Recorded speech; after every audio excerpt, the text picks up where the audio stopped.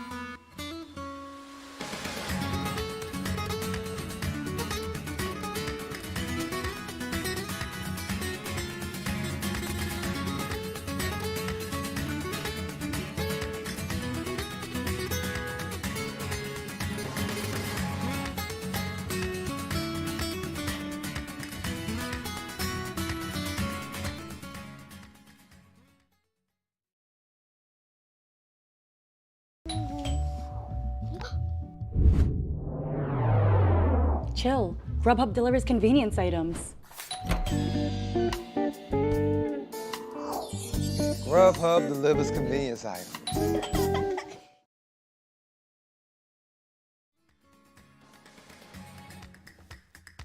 All right, everyone, what's going on? Thanks for joining us here on a Tuesday night Panda Cup online delivered by Grubhub. This is the Mexico qualifier, the fourth iteration of that top 8 here. Super Smash Bros. Ultimate, you already know what it is. What's going on? You got me, Hazmat, and you also got, of course, my man Fang. Fang, what's happening, man? How you doing?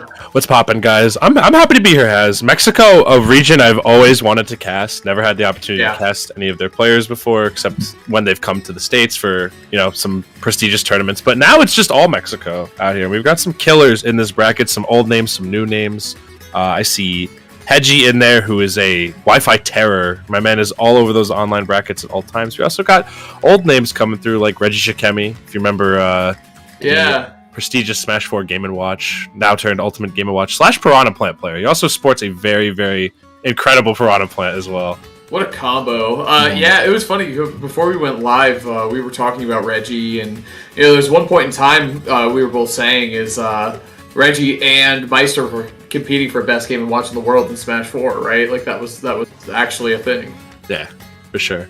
And my man is still kicking, married, a little bit older, a little bit bolder. But nothing wrong with any of those things. Nothing wrong, right? Nothing wrong with any of those things. But winners semis, my man has lended himself into against Rezo, who's been playing a plethora of characters this bracket. Just to name a few of the characters that Rezo has been going in this bracket, just a whole slew. We had the Inkling to start off with on the first, and Rezo is one of the only people that actually had to play, I'm pretty sure, like all of their sets to get into this top 8 as well. So that's a lot of sets you've played so far and a lot of characters you just played skill with. We have Inkling, then Bowser, then Steve, and now Byleth to land Rezo into that top 8. So I don't know what this guy is going to pull out against Reggie. Yeah. Always the question, right? You never know. And that's the thing, like, maybe certain characters are playing better than others. Maybe it's a stage difference. Maybe it's just a straight-up counter pick. But either way, guys, don't forget, these are the online qualifiers that we have here. You can check them out. Dart.gg/Panda Cup. The top 32 point earners qualify for the regional finale. Then 8 of the regional winners qualify for the Panda finale there. So check that out again. Start.gg/Panda Cup. Never forget, it's delivered by Grubhub. That's right, baby.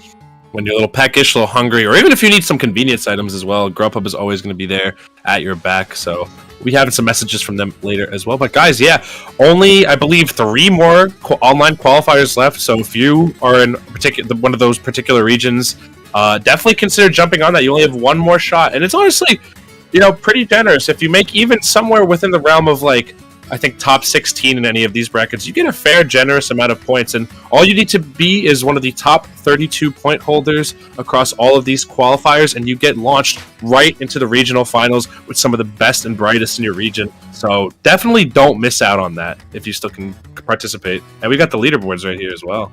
There you go, man. Yeah, look at a lot of notable and recognizable names on there. You got Chag, you got Raven King, Armadillo, XL's on there too. What up, XL? What are you doing up there? Come on, man. Teaser. Like, there's so many gods on this board, honestly. So ESAM, like, didn't even get to that Florida, the Southeast USA region. So just saw MPG, like, so many. Ouch, of course, who we saw a lot of last weekend. Like, just so many good players, so many talented players coming through in these online qualifiers. So yeah, again, make sure, check to see if there are any coming up for your region, or maybe they've already passed. Only one way to know. Just go to start.gg/Panda Cup to check for yourself. Yeah, there's a whole lot on the line as well. I mean, and do have the top 8 bracket coming in right here. We got Kuro Dan, Sport Simon for this entire bracket versus Hedgie. Got Reggie playing Game & Watch, and Rezo playing his pockets, basically. Whatever he's got in those pockets right there. And then we've got some lesser-known names on the bottom side there. We've got Phoenix, BC, Yellow the Roar, X Chronos. I'm very, very excited to see what all of these players have in the back pocket. Because Mexico is such a skill-dense region. Like, I feel like from even the mid-level to the top level, there are such amazing players and so many hidden bosses out there as well.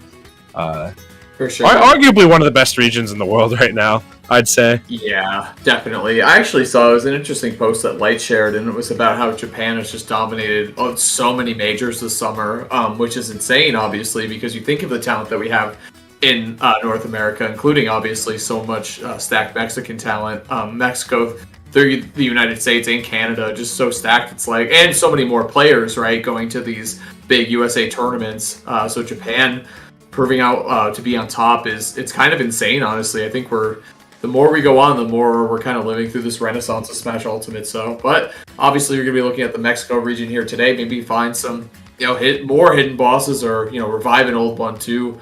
Fang, because, you know, like we said, Reggie is coming through. This is a good bracket for Kuro Dan if he can make it through Hedgie, because Belmonts do typically do pretty well against Game & Watch if Reggie's able to take down Rezo. So potentially a good Belmont bracket, honestly. For real. Yeah, and I mean, bracket with 80-something characters in this game, right? The type of bracket you have can be such a strong determining factor in how far you make it, as well as your skill, you know, to the credit of the players as well. And the character you play, right? Because if you play a character that's bad and has a ton of bad matchups, yeah, you're probably bound to run into them in a big bracket. But if you play some of those top tiers, you play some stronger characters and have a good mix, you know, probably the best option is to have a good mix of a couple characters, 2 or 3, and use them to your advantage. So yeah, man, it'll be interesting for sure. I can agree with that, and also just like the way the meta has been progressing as well. I mean, now that we've had like multiple years of this game out, all the characters are fleshed out, the meta, and will not be patched any further. It's up to really these character mains to develop their strengths of their character, and I feel like a lot of the weaker characters on the roster you tend to see on the lower sides, like, you know, Belmont, for example.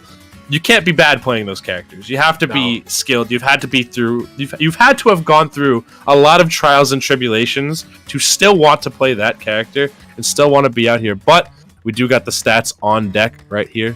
Hazmat, do you want to take us through that a little bit? Sure. Yeah, and going off that last note too, I mean, we saw it again with Dom all last weekend, is you have to be so precise with them.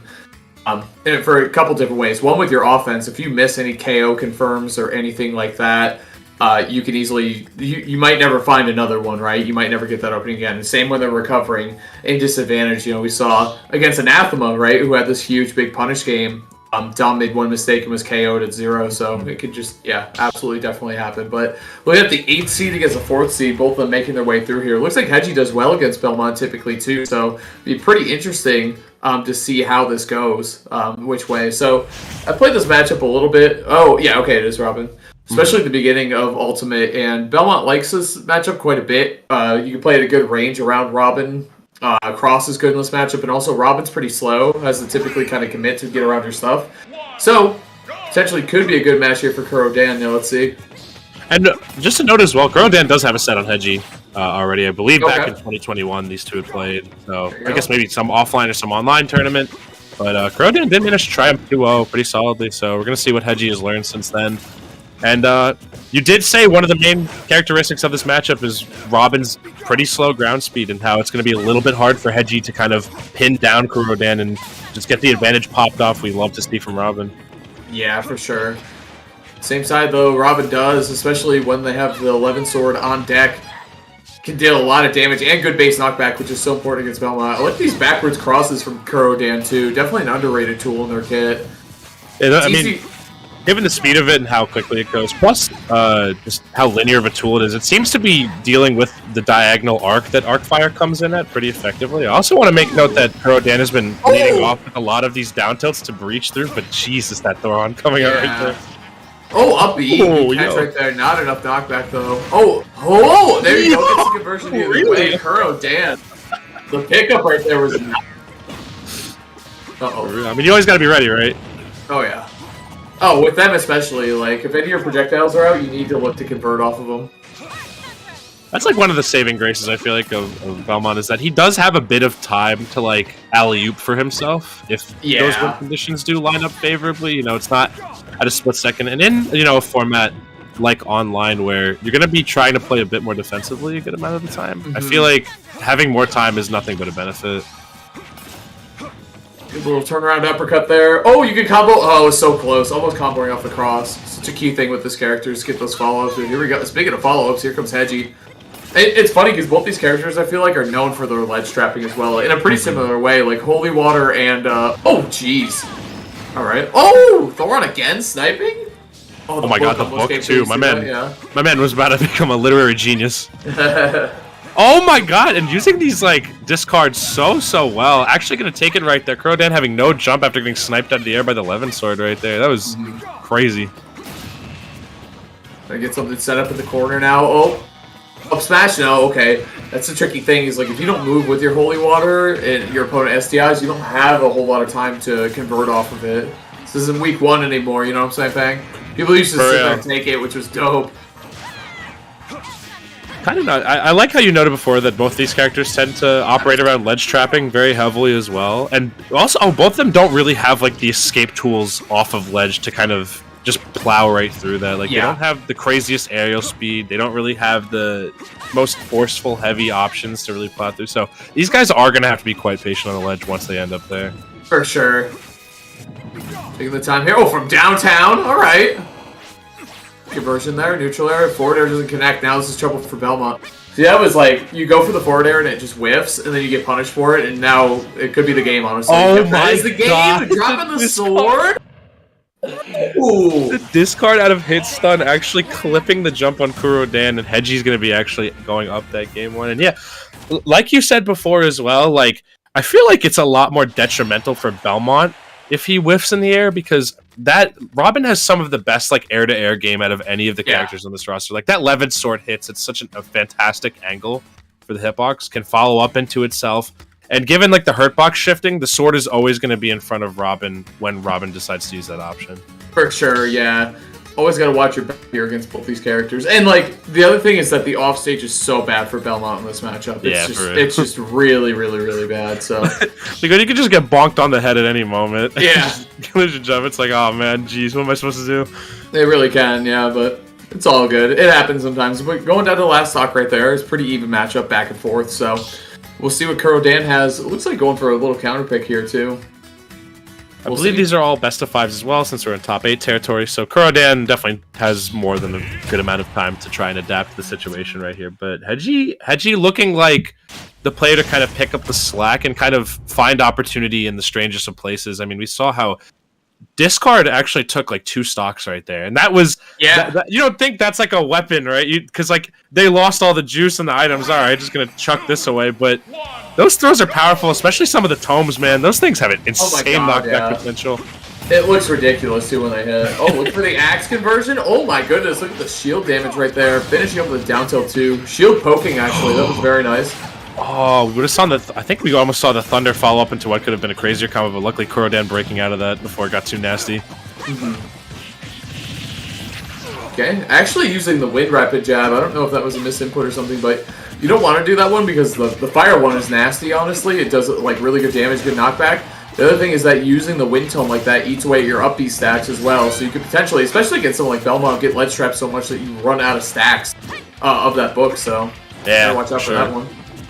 But you got the Thoron hefty and charged up for Hedgie right now. Hedgie just kind of needs to get Kurodan into one situation. I'd like that just break checking Kurodan right there into, you know, what if he jumps? But yeah, managing to get off the ledge, surprisingly. But still getting put right back in that horrible situation. Nice. And a great cross, too, going right through the arc fire. Oh, missing the first F tilt and the second getting shielded. Back air off the platform. Smooth movement right there from Hedgie. Mid Kurodan was saying, "Watch me whip, bro." Yeah, But that put 3 times right there in place, and Hedgie knew he had to get out there. And what a fat nose for Raw too that was right there. I love that punish. He could have gotten more, but he wanted to heal just a little bit too. Put even more pressure here on Kurodan. One thing I'm always impressed by Hedgie and other Robins of Hedgie's caliber is just their item play with the discards. They just seem to be so aware of micromanaging when their either Levin Sword or one of the tomes is about to run out, and when to turn that. Yeah. It's not looking good for our boy, Kurodan. Who's the Robin for your region who is absolutely nasty at bouncing them? There's a couple. Jewel was one of That's who I was thinking of, yeah. That's who I was thinking of, yeah. I mean, it's out there living life. We also got Angel, though, in upstate New York as well, who's fantastic. Yeah, Angel's from my old region, actually, so I know Angel pretty well. Back air there, though, almost taking it down. 170, and this is the problem with Belmont. Like, if they avoid the traps and the setups, hard to find that KO hit bang. Alright, big Nosferatu. Oh my goodness. Not going to help Hedgie, but if the mash isn't right, you know, that's going to be a lot of HP you're losing right there. For sure. Yeah, I feel more scared for Hedgie, even though he's up 3 stocks to 1 right now for some reason. Just getting constantly trapped at this ledge, but still refusing to say die. And I think you're right. Once you get to these percents where the knockback starts to be even crazier, it's like, yeah, you have to just kind of rely on an option like that to wrap up your stock for you. I feel like one of the struggles Belmont suffers through is that his win conditions are very, very conditional. Yeah, that, like, if opponents know how to play around them, it's really tough. That was sick, by the way. What a cross-up. Gonna be able to recover here, though.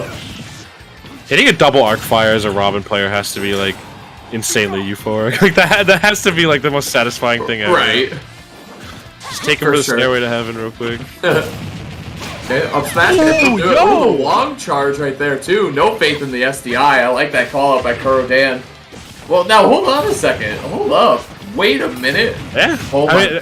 There's a reason I was a little more scared for Hedgie there, because once Kurodan is in the driver's seat, he is getting so much mileage, especially off these holy waters. Like, so many of these holy waters are hitting. He's just placing them right where Hedgie is about to land, or where Hedgie is about to step forward, and Hedgie's walked into them like a good amount of the time. Yeah. There's also... Oh, that's it, yeah. At the jump snipe somewhere along the way there, but the other thing is that he, went for holy water. It was a tech chase holy water on the platform, up air, up smash, and it would have killed, or would have KO'd it had he gotten that confirmation right there, so... It's tough, man. Like everything just kind of your Rube Goldberg machine has to make sure all the dominoes fall down basically before you can really capitalize. And I feel like that's Belmont I think has very strong tools when they connect with each other, when it flows seamlessly. But when you have a character like Robin, where she has so many projectiles that are kind of varying in their utility, like the discard items or the arc fire, or even any of the linear spells that you see charged up. It can lead to, I feel like, a lot more avenues for victory than, Belmont's tools, which are pretty much always going to stay the same depending on where you're deciding to place them. For sure, yeah. That's the thing with dueling projectiles like that, too. Like, there's always mix-ups. And the thing is that Robin can sit back and charge, and in that way, she's kind of winning neutral, right? Because you're getting something at least. Like, it's just a way to kind of think about it. Like, hey, I'm not getting hit. I'm sitting here. I'm charging my Thunder, either Arc Thunder or L Thunder or looking for the stairway. You called it up before. I mean, I think you're right about that. Like, resources, when you're getting an additional resource, I mean, it's the reason why characters like Steve are so powerful, right? It's because you have, it's the threat of what could be as opposed to what's actively being done right away. You're kind of just setting yourself up for more success as time goes on. And it also forces an approach from your opponents most of the time too, because they're like, I don't want that guy getting stronger. Yes, 100%. And Belmont, I mean, as great as they are at the mid-range and even the longer range, your approach game is where they suffer, right? Or one of the places they suffer. They have a couple good spots in their gameplay. Oh man, and yeah, just like guaranteed safe damage as well. Like the fact that Robin's like aerials lead into each other, like that is always going to be a guaranteed like early 40 right there for Robin. Ooh, the instant grab too. I think Kurodan knew that he's been putting on a lot of pressure with the ledge here, trying to find the KOs. So he ran up and just grabbed, getting ready for the shield. No way. He'll run up F smash, bro. This could be bad too. Yeah, air dodge forced out. That's going to be a wrapped up stock right there. As soon as you see that air dodge, man, you know the Hedgie's going to be licking his chops. I like that idea with the early up E, but it really only works if they get over aggressive, right? And you can shut them down, trying to get you off stage. Great grab of the item right there too, hitting the holy water on Hedgie's side. Oh, he tried to throw it anyway. And yeah, finally getting that back air. We do see a little bit of a heartbeat here for Kurodan, but Hedgie, man, just been opting to just poke away with these early thunders, kind of forcing Kurodan back, but also just kind of checking him in terms of trades and making sure that he can't advance forward on Hedgie at all. Because that move does have enough hit stun to really stop you in your tracks. I don't know what could possibly kill here unless Hedgie knows some like bonkers setup here. Okay, that was kind of crazy, guys. Oh my goodness, yeah. It's getting out of control right now, Fang. Already up a full stock. Oh, honestly though, we saw Kurodan almost make a crazy comeback last time too. Ooh, hold on. Double bonk. Yeah, right. It's rare that you get both hits with a cross, right? But pretty cool when it does happen. But here we go. Pressure in the corner. This is where Belmont shines, but obviously Hedgie getting out of there. Well, still keeping up the pressure here though. Hedgie knows how to find the gaps, I've been noticing too. Like every time Kurodan is forced to reposition himself to use either axe or cross, it's forcing a situation where the holy water isn't going to be in as good of a spot as it could be, and Hedgie just waiting it out every time. Got it. Oh, the axe! Wow. Oh man, I think he needed the KO right there though, Fang. We need one of those axes to hit in these situations, and using the holy water to his advantage. This is kind of nuts right here. Kurodan, though, another favorable spot. Just has to find one of these ledge traps, and just has to be right. Oh, that was so smart. Nice. That's the best situation right there, right? You defend yourself and you get some good damage and knockback on your opponent. It's just the best situation when you're in a tricky spot there. All right, big F tilt coming out right here. We're gonna need the domino setup to end all domino setups. I feel like for Dan to make this bag. I like calling it a Rube Goldberg. Like, what are they setting up? Right? Like, Exactly. how is this all gonna work? How is this gonna string together? It's hard to do though, especially with someone like Hedgehog playing so well in the defensive. But even when like Kuro Dan starts mounting these comebacks against Hedgie always just knows how to close it out every single time. So. Hedgie tightens it up for sure. Alright. Pressure here. Yeah, again, just getting the fully charged Thunder is just, it's insane. It just helps out so much, too. We saw how well Hedgie's been using Thorn, too. Oh my goodness, that could have been an up B or more damage. Arguably even an up smash. Kuro Dan playing this very well, especially when basically Hedgie has the equivalent of like a loaded handgun to Kuro Dan's head right now in that Thorin, but still managing to find his way out of it and even getting this good damage. Honestly, the ledge trap situations are even getting better and better for Kuro Dan as this progresses. Definitely, yeah. Kuro Dan's starting to clean up some stuff here. No punish on either side. Coming up to the last hit basically right now, Fang. This is where it starts to get really spooky, but the entire arsenal is just coming out right here in Kuro Dan's part. You know, can't afford to leave a single gap in the neutral for Hedgie to kind of progress through. And he's trying, man. He's trying.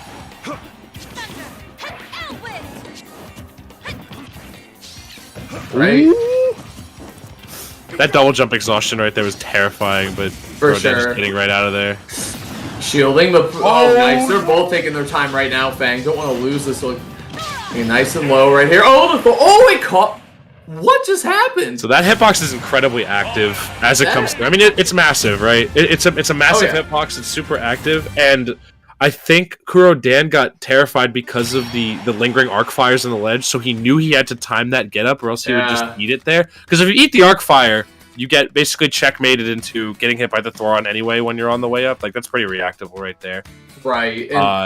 But if you do neutral get up in that situation or any other get up option that leaves you in that kind of time frame, you're also kind of beat there as well. So there might have been a few planking options Kuro Dan could have used there, but Hedgie definitely eliminated a ton of options Kuro Dan could have used to get out of that situation.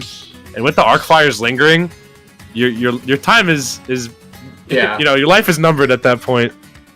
It's a little satisfying to watch a Belmont get ledge trapped like that, right? It's very, very similar to how they ledge trap characters and get their KOs. Yeah, definitely. I mean, as a Belmont player myself, like, I sit there playing against Robinson and I was like, how do you get out of this? And they're like, how do you think we feel, you know, on the other side? So, you know, it is what it is. But yeah, GG's right there for sure. What a way to start it off. It actually a pretty tight 3-0 there, because I really do think the Belmont was catching up and catching on to some habits and catching on to how to play the matchup better there at the end. But either way, we got Reggie against Rezo right now. Oh boy, it's going to be Steve against Game & Watch. And typically, Game & Watch does well because his character kit allows him to play very patiently. And to have your opponent kind of mash on shield a little bit, right? It's, you know, that's what we do in this game. It's a very strong option, but Game & Watch shuts that pressure down. The problem is that he's going to have to try to rush in a little bit, because if Rezo's able to set up any sort of Steve wall and start mining and force Game & Watch to approach, that's not what he's going to want to do. It's interesting to see here, just also the percentages. I love seeing the stats as well throughout it all. I mean, Rezo, pretty favorable record against both of Reggie Shikemi's characters, which are namely Game & Watch and Piranha Plant. But a lot of set history between these two already, with Reggie having two pretty confident sets against Rezo Steve, and Reggie, to his own credit, kind of flip-floppy against Steve a little bit. But, you know, I don't know how often Reggie also has been competing as of late. You know, you get busier as time goes on, but still a coin box set. And also another set as well. So I'm very curious to see how Rezo is going to find answers to the questions that Reggie might pose this time, because two sets is enough for a story. It's enough to get data in your head, like, okay, this is how this guy plays. What's the counter strat? Right. Yeah, 100% thing. Yeah. 3-0 sets today. I mean, that's how you got to stay in the winner side of bracket, of course. Only dropping one game so far.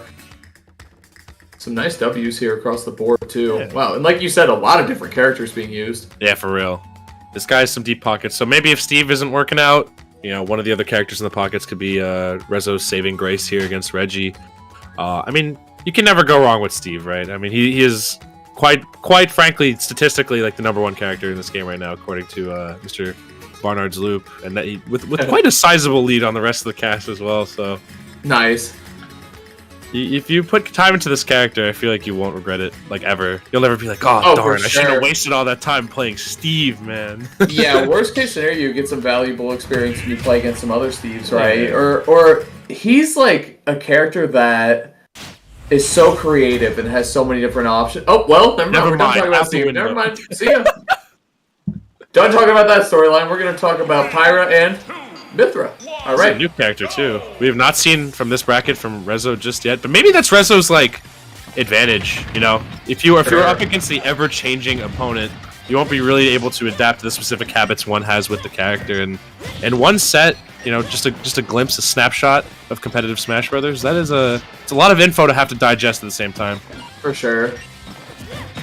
Yeah, and I think too, like, Rezo, like, if you're just one of these players that has good fundamentals and can play a lot of different characters, I think Pyra is going to fall into your wheelhouse pretty quickly, right? I think there's a lot of players in Mexico as well. Like, for some reason, I feel like more than any other region, Mexico just has like a ton of multi-character specialists. Like, they just love playing multiple characters, and they're very proficient with a lot of those characters as well. Right.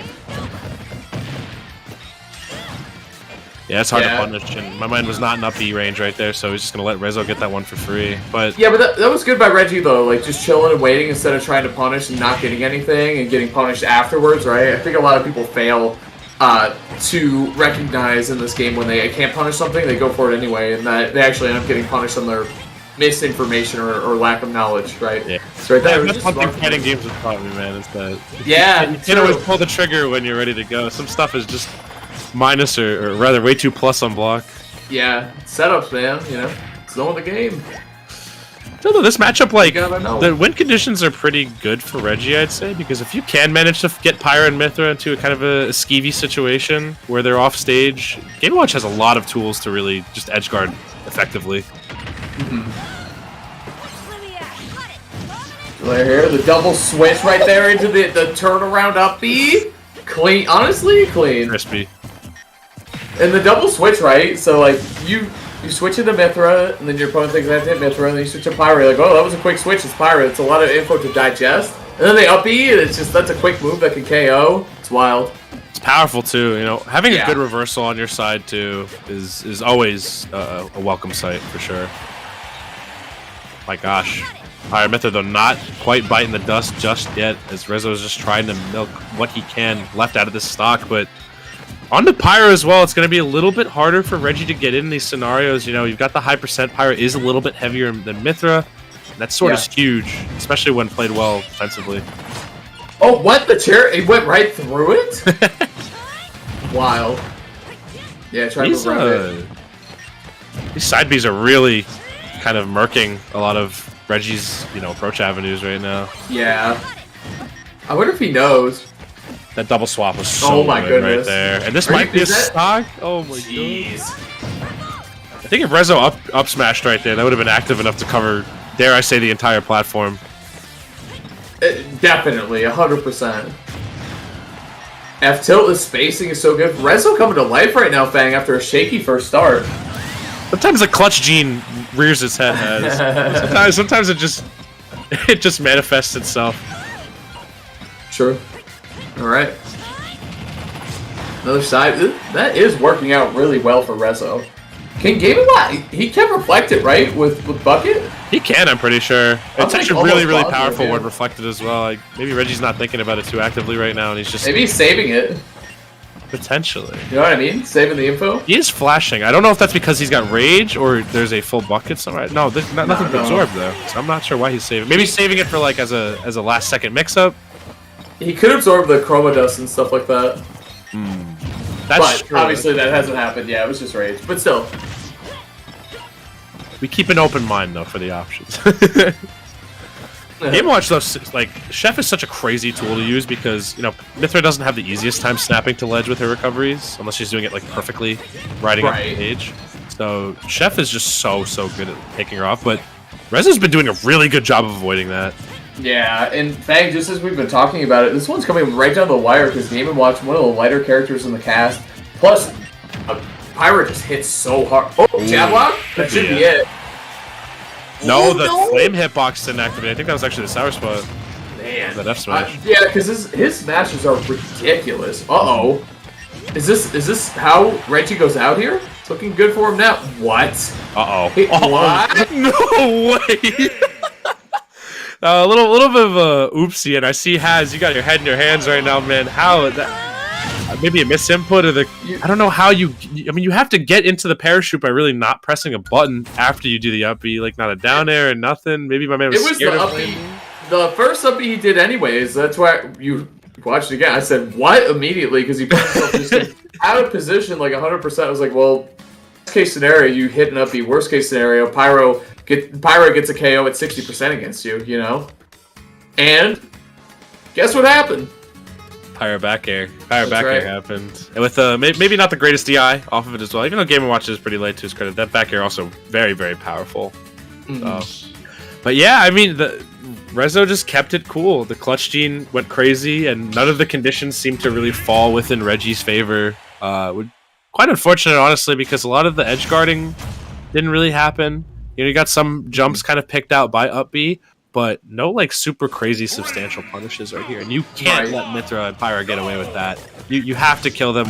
You know, that's their biggest glaring weak point. When their neutral's so strong, when their range is so strong, you can't let them get away with murder. That's true. Okay. Good damage right here. You know what else too? Shout out to Rezo for using this ult because I never see this one. This color's really good. I'm good. Like pleasantly surprised by how nice this. And I believe there are references to two of the characters in the actual game. I think it's, I would not be able to tell you which one. I'm pretty sure it's yellow mustard and spicy mustard, but that's just that's just me. Nothing wrong with that. Love a little spicy mustard on my hot dog. Me too. Get some later from you know where. Grubhub. Right, here we go. Pyra coming back out, and honestly, this is looking like the Achilles heel right here for Reggie. Ooh, that didn't KO. Shocked, honestly. That's pretty high up that it hit. Kept his jump, kept his stock right there. Still having trouble landing. Oh, really having trouble landing now, actually. Landed right into the blast zone. Ooh, tried to landing mix up with the neutral B, but that takes a little bit of charge time, and if you can hit Pyra when she's in the air, it's not pretty much a non-factor. He's trying it. Rezo's definitely trying it though, but you know, Reggie playing a tad more defensively. We're not seeing Reggie kind of run it anymore, kind of waiting for Rezo to pull the trigger on a lot of these empty hops in neutral before Reggie decides to go in. A lot of the time we saw last game, Reggie was getting caught in a lot of his dash-ins by that Pyra side B. And down to the corner again by the blazing end. Here it comes. Rezo, like, is just streaky with that move, right? Either using it a ton or not at all. Definitely finding a lot of success with it here so far. We gotta make like a PG stats video on how many times he's hit that thing, man. Maybe the new Zombear coming out right here. True. Alright, though, that should be it for the stock right there. No jump is going to be left, and Reggie just doing, you know, what he needs to do. You know, that is his win condition. If you do get those two back airs, that up B still also has a great hitbox to really just, you know, knock Pyra Mythra for a loop. 100% Fang, but here we go. F tilt, still not enough. Good positioning there. Staying center stage from Reggie. I think another one will do it pretty much from anywhere now, though. Maybe not the coast. Wait. Oh, okay. That's an unfortunate bounce for Reggie. I think he wanted to force the tech right there, but instead, Rezo just got right back on stage. Alright. Up tilt, one of definitely the most satisfying moves to probably kill as your Pyra or Mythra. But man, Reggie with such a good lead here has... I don't know if the clutch gene will resurface itself. There's got to be a limit on that thing. I don't know, maybe not, but F tilt here. Reggie... Yep, a great jump, actually, by Rezo. Didn't even get clipped by any of them. I love Reggie's usage there of we Nair, go. though, this set so far. Like, he has been using that Nair so good to, like, catch the landings on Rezo. Oh my god, that down air to clip that? No jump, but the double switch able to help Rezo recover just a little bit. Scary stuff here, though. You gotta take a whole nother Game & Watch stock when you're 154 right now. Like I know Game & Watch is light, but Rezo's spending a lot more time off stage than he originally had last game. Reggie looking good. Right. Reggie looking great. I love that counter pick FD too. Just seemed so hard for Rezo to try to land and move around. Like you said, the neutral airs were coming out very, very strong from Reggie. Rezo unable to keep up right there, but now it's going to be Rezo's turn to get a counter pick stage going here, Fang. Yeah, 100%. I'm very curious to see, because stages I feel like do matter to a lot of players, especially as you get to the higher level. You start to find what you're more comfortable with in certain matchups, or just have your little security blanket with you, depending on where you're deciding to go. I don't think we're going to see Reggie switch off Game & Watch 2. I wonder if Rezo is going to deploy a counter pick as well, because he does have a lot of characters in the back pocket, and once one card has kind of been figured out and read at a fundamental level, some players like to mix it up a little bit. And mix it up we are. Yes! I thought I was going to say, Rezo has been switching characters all bracket. Not surprised once he ran into a player of Reggie's caliber that he's going to need to make a change here. He already got one game with the Pyro Mithra, but like you said, Fang, on the side of Reggie, there were some great adjustments being made in order to get that W. Now we're going to see here Steve. Yep, just creating some space. Okay. Interesting formation. Having him get through an obstacle course for the startup right there, but looking pretty good. I also love noting every time is the Steve fall damage sound. If he just falls too far. Yeah. That little it's like breaking his ankles on landing. It'd be insane if he actually took fall damage from that. Alright. I want to note also... the last hit? That was a great parry. That was nuts. I want to also note that Town and City, Steve, very, very heavily dependent on what the terrain is for what he's mining. So we're going to be seeing a lot of wood in Rezo's pocket, and maybe not as much iron depending on how much. I know you have certain mining times that you get certain items on certain stages, but you can see we got full wood on deck. My boy ready to come home with firewood right now for his wife and kids. And light up the house. Oh, what? Going through all of that, though? Chopping it up. And another notable thing, too, that pickaxe is going to stay for a while, too, because Steve is almost always going to use the axe, actually, to hammer away at the stage as opposed to that pickaxe. So those aerials are going to be pretty fresh for Rezo for most of this. Oh, what? Wow. I didn't think a downer would be coming, but it makes perfect sense now that I've seen it in action. Rezo with a big lead. Oh, goodness. Oh! The block actually, like the randomly stray block actually helping Rezo continue that combo, and could have potentially led into more, honestly, because it kind of pinned Reggie on the wall. That was nuts. Dude, this guy's tricky, bro. Yeah, he's got some Steve tricks for sure. This isn't just like a deep pocket Steve. This is like, I know what I'm doing with this character for sure. Oh, okay, good placement there with the forward air, though. Snagging that KO. Like Reggie's destroying the crafting table as well. Once you do destroy that crafting table, it does eliminate some of the resources in Steve's disposal. And honestly, the more you can take away from him, the better you're going to look. But Rezo looking so good this game, and looking extra tricky. Very difficult for Reggie to kind of pin down. Yeah, big time, and I think that's just like more what we're seeing is that Reggie's going to be the approacher here versus against Aegis. Like he was pretty content sitting back and making them make the first move, and Rezo was happy to do it. But here we're seeing the opposite. Oh boy, and Diamond. Ooh, okay, man. Reads the DI away incorrectly though. Yeah, not the greatest follow up right there, but still, Diamond's on deck. My boy's wrist is shining, looking aqua right now. And it's doing a lot of damage to Reggie as well. Already obtained hot 88. Like I was gonna say, I think he's good. Able to tech through that somehow. Still keeping one stock left. Still, though, the win conditions for Steve are plenty. Just one stray bear, one stray F smash, one stray anything really. And Rezo will have Diamond for his last stock as well. If we're forced to go to that position. And a lot of Steves, will especially like Steves on the caliber of like Steves like Jake, will tend to save that diamond for a fresh stock as opposed to just kind of wasting it. And that's another diamond stacked up as well. So Rezo has like triple the kill power he needs to go finish off this game, and could be it. Oh, he's going deep for it. Nice, and they both recovered actually. Very nice from both players.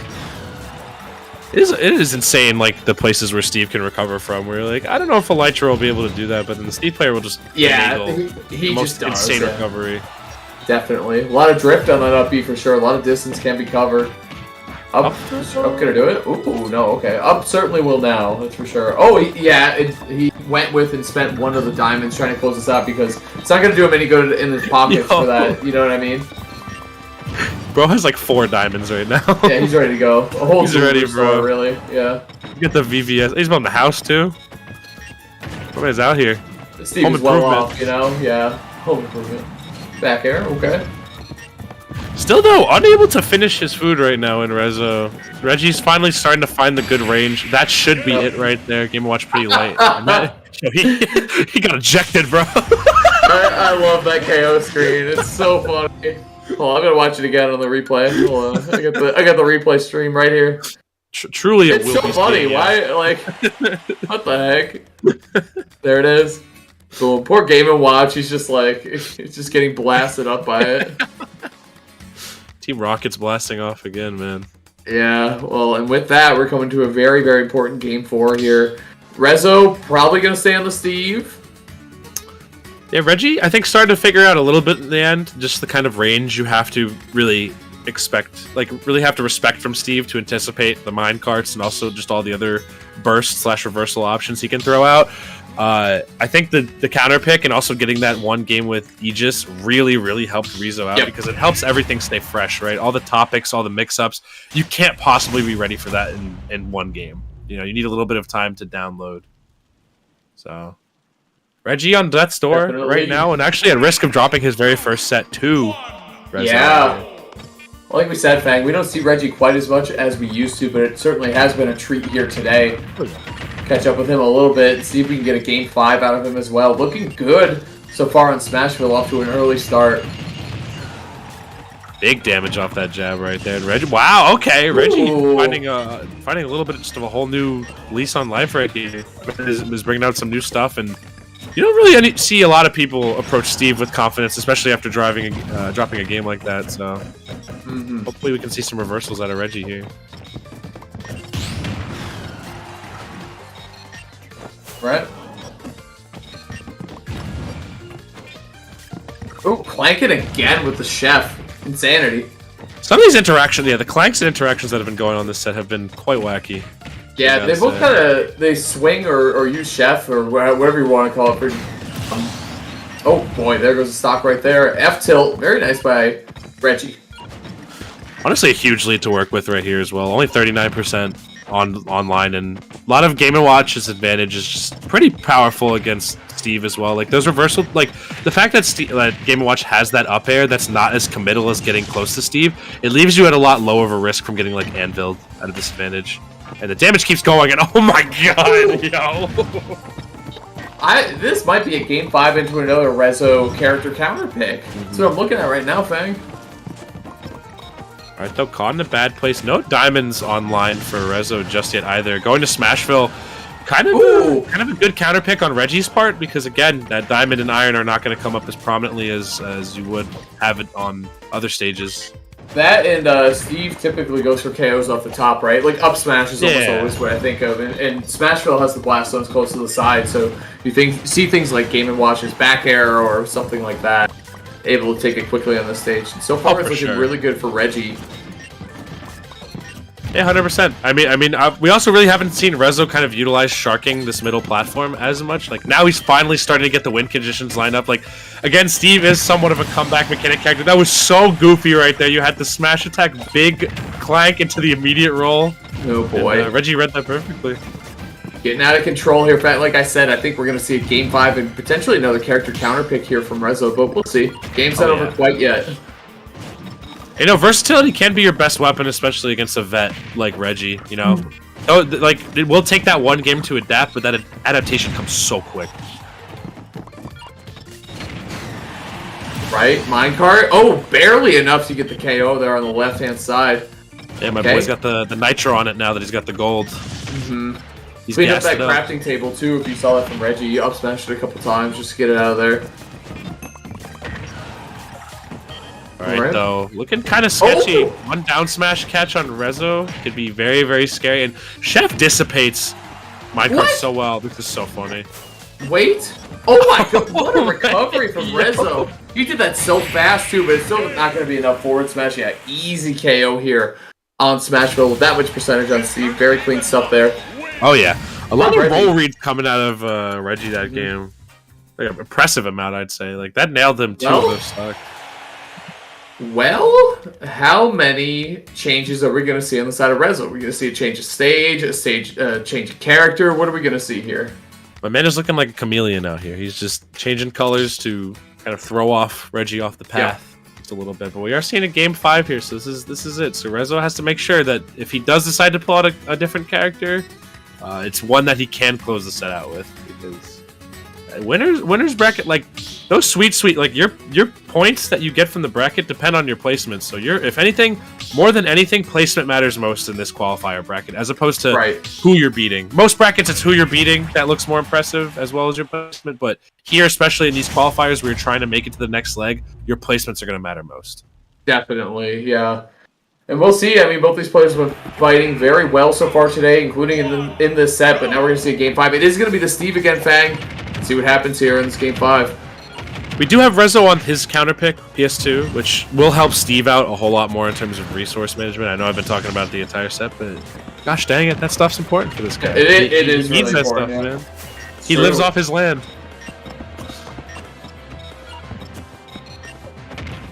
All right. Taking his time right here. Another great lead. Oh my god. That's a stock lead. A 0 to KO. Are you kidding me? Bro just got Michelin starred. Yeah, oh yeah. He threw the whole restaurant at him, bro. That was crazy. Ooh. But you know, Steve, a character known to make some crazy comebacks, but honestly, a lot of the time we'll see most Steve players using their first stock to farm those mats and get good comeback mechanics like Diamond for themselves. So the fact that Rezo didn't really get a chance to do that, that's just going to leave Reggie to press the gas even harder. Very nice. All right. Okay, parry. Oh, didn't get onto the block. I thought he might have to tech right there. Didn't have to, though. Neutral airs. Trying to predict, I think, another roll read or some sort of unsafe elytra coming up. Yeah. Reggie has Rezo exactly where he wants him right now, I feel like. He has just been anticipating all of these nervous defensive habits out of Rezo right now. And I don't know what my man is building over there. I don't know what that guy is cooking. Yeah, those smash attacks from Reggie, too, are just like classic Game & Watch, right? You do them because you think your opponent's going to get antsy and try to challenge them or run at them too fast, and they end up catching an up smash or forward smash or whatever it is. Usually up smash, right? 100%. Rezo taking his time now, too. Yeah, I want to also note now, this is like the first time we've seen a triple block setup from Rezo. We've been seeing so many Steves use the triple block setup lately, like Akola at Summit. I'm sure you're very familiar with it. It helps. It's the most optimal, really, setup to help Steve get as many materials as he possibly can. No, he knew. That was like some Final Destination stuff right there. My boy knew that he was going to be in danger. That's why he put that block there. He had a premonition, yeah. He had a That's So Raven vision. Right, yeah, I was going to say, I don't know how much longer we're going to see that stock for, but here we go, neutral airs. Big damage for Game & Watch. And not looking really good for Rezo. Only one diamond on deck currently. You do have the powered minecart to kind of dissipate this stock, but again, the more damage you're going to be taking against Reggie and the more openings you give him, it just looks worse and worse for Steve, because Game & Watch has such advantage, like consistent advantage state. Like he's just able to juggle you for miles and miles and miles, especially if you can't get out of that up air. That, and he typically does well against other characters' advantage state too, right? He could just get out of there with up B. You know, he's just up B basically is the name of the game. But here we go. Kind of like a fairly interesting counter Steve character too, because Steve has such good combo strings to keep you. And such high damage output as well, man. I know we've seen Meister try Sora in the past in this matchup, but who knows? Maybe it's just more of a matchup thing or player thing, but who knows? It's looking good for Reggie here in Game 5. And he's just waiting, you know. The chef does such a good job of getting rid of minecart, given how many active hitboxes are out there to kind of damage the minecart and slow down Steve's approach game as well. So it's looking better and better for Reggie. But this last stock, man, Rezo's looking good. This diamond is putting in some work right now. Yeah, let's hold it for a second. Conversion right there into the up B. Very nice. Rezo trying to take his time, gets out of the corner.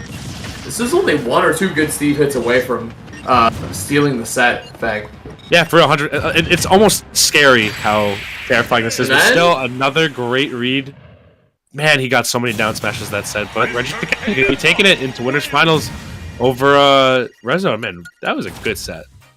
was a good set. Definitely, yeah. Love seeing it go down to a game 5, of course. The best we got.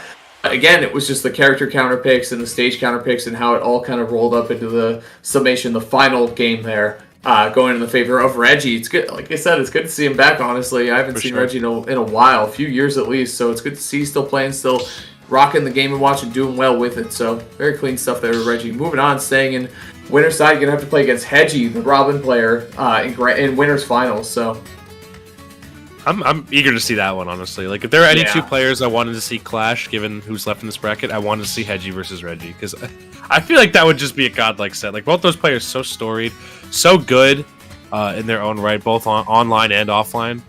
I'm not too sure how much Hedgie plays offline, but I know he's incredible at what he does, and so I really want to see that matchup come to fruition, and now we've got it. Should be a good one for sure. Oh, yeah. All right. I think that is what we're going to be seeing coming up next, as well as this losers bracket. But before all that, we're going to cut away to a quick message from the lovely people at Grubhub. That's right. Yeah. Well, I guess we're the lovely people. I guess we're the ones who deliver my fault. Either way, check this out. New diners use code PANDA5 to receive $5 off your first Grubhub order of $15 or more. Get your food delivered on time and at the lowest prices, guaranteed, or they'll make it right. What that really means is the Grubhub guarantee is it'll be on time, the lowest price, or they'll make it right, okay? Grubhub guarantee is good stuff, so check that out. Panda5, again, that's Panda5, on your first Grubhub order of $15 or more to save $5. So, yeah. Only lasting until September 30th as well, so make sure you get on that. The code will change every month depending on how things go. So, if you're a little peckish or you need some paper towels because you spilled whatever you're drinking all over your beautiful keyboard, Grubhub's got your back, Make sure you use that code PANDA5. Don't write down Panda5 now and try to use it, in like 2 months or whatever. It's not going to be delivering your Christmas goose. You get a different code by then or something, but Panda5 is going to be good for the rest of the month. So make sure you use that. Check it out now. So anyway, cool. Well, I think we're going to go to, as we work through this bracket, I think we're going to, some losers matches are playing out. So we're going to take a quick break, but we'll be right back in a little bit.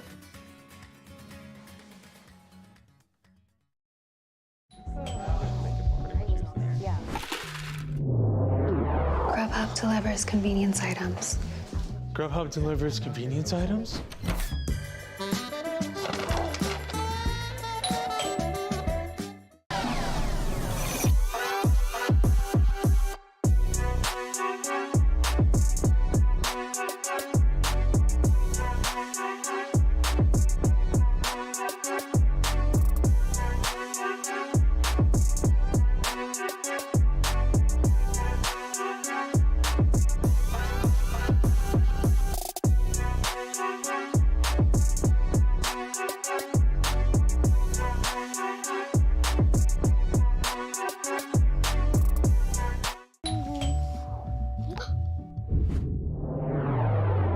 Chill. Grubhub delivers convenience items. Grubhub delivers convenience items.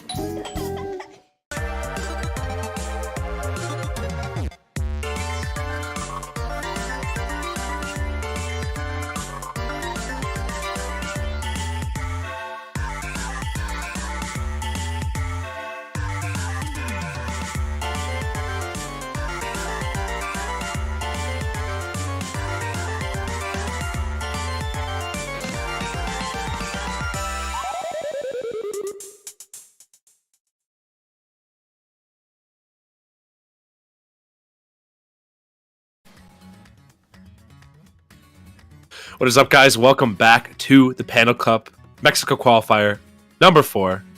And we got quite the stacked top 8. We've already had some incredible matches throughout this bracket so far. But, we are diving headfirst into this winners finals right now. Yeah, we already saw both these players play earlier, a couple minutes ago, honestly, for Reggie, and a little earlier than that, we saw Hedgie as well. Hedgie versus Reggie's coming up. It is going to be Robin versus Game & Watch, and, always with Game & Watch against projectile users, especially since the addition to, the bucket got, supercharged, you know what I mean? Oh, yeah. Where now it reflects, physical projectiles, and it can absorb the energy-based ones. So we're gonna see, or the magical ones, or whatever you want to call them, really. But either way, we're gonna get into game one here. Hedgie versus Reggie, starting off very quickly. Get into it. I'm surprised this is the first time these guys have interacted as well, given how both of them tend to enter online brackets as well. So I'm very curious to see the dynamic between these two. Both of them having pretty positive win rates against each other's respective characters. So just going to be a battle of who knows the matchup better at this point, I feel like. And man, Reggie's trying to make Hedgie stay on call right away, bro. He's moving different than he did in the last set. I think he's comfortable with this matchup for sure. But here we go. Hedgie racking up the damage. Oh, the bucket! Oh, I'm telling you, yeah, he's moving confidently. Yo, he's not letting up to it. All started with that bucket as well. Not going to get that back air, but not alleviating the pressure whatsoever right now. Hedgie is just having such a difficult time getting back to solid ground. There we go, committing all the way to the other side of the stage. Reggie, though, approaching with some fairs, trying to set up here. Both playing at that mid-range, both their characters are comfortable at, but they're just weaving around each other. Down smash. It's going to be the sour spot, though. No KO yet. The pressure is wild. Yeah, that's what I'm saying. I think the pressure for a majority has been wild just because Reggie hasn't really been giving Hedgie what they want at all. Like, a lot of Game & Watch's neutral is going to revolve around his ground game as well as those short hops. Of course, if you do get caught by an arc fire right there, it's really not going to matter what percent you're at if you're Game & Watch. Yeah. But my point overall was that you're not really operating within the range of doing those short hops in front of Hedgie because that Levin Sword is going to do a majority of the heavy lifting a lot of the time. But the way that Reggie is picking his times to jump, Hedgie's really not getting the counter hits in. Oh, trying to go with the neutral air off stage, unable to find it though. Late on pulling the trigger there, but either way, Reggie trying to fight out of the corner. Wow, nice. And now we're talking, like, Reggie felt like he had all of the momentum coming here after the first stock, but it got stolen away from him, and now it's just looking like the Hedgie show, Fang.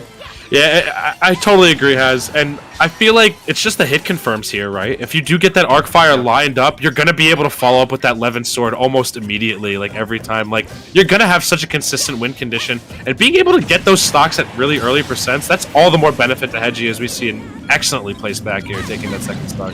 Definitely. All right. Oh, jab lob. Okay, down smash. Surprised we didn't see a forward smash there is what I thought. Down tilt though, I like it. Good. Because in a lot of those positions before, Reggie's been just using down smash to cover both sides, but that time he had the confidence to just turn around and down tilt, so that was a good adjustment to get the stock. Oh! Oh, he went for it. Going oh, for come on. This bracket. Alright, hold on a second. He's been trying for this bracket. But Don't get me wrong. I love that. However, that can happen where you just get a, you get a 2 or you get a 1. Like, there's just flop. You're just, you know, taking a gamble there. I guess they didn't want me to have this one. Yeah, right? Down smash, hold on. Trying to line I thought they were fixing here. gambling on Twitch, Haz. What's going on here? Well, you know. Here we go. Oh, looking for an F tilt. A dash attack? Alright. Yo, he's tracking him, and Game & Watch can afford to do that, right? Game & Watch can afford to go for those crazy off-the-cuff edge guards right there, because what is Hedgie going to be able to do about it? Oh, another? Really? Yo, wait. Yucky. Why did that move has like 3 good hitboxes on it. You either get the sour spot where they go up, the sour spot where they get sent out, or the sour spot where they get, or rather the sweet spot where they get buried. So he hit him with the handle. He hit him with the handle of the hammer. You know. Hit him with the yoinky splinky. He did. Truly, yes. I think that's a technical term for it. But nice shot there by Reggie closing it out because initially it looked like Reggie was going to run away with it, and then Hedgie fought back, and then it was kind of this, you know, kind of big back and forth that they had. But Reggie was able to take it down and clear that one out. So yeah, for sure. And I think we were really seeing that come to fruition even in the last set. Like, Reggie knew how to kind of keep his cool. He knew how to kind of stay grounded, and even in those high pressure situations where he could potentially be losing a stock, he managed to find the win cons with down smash.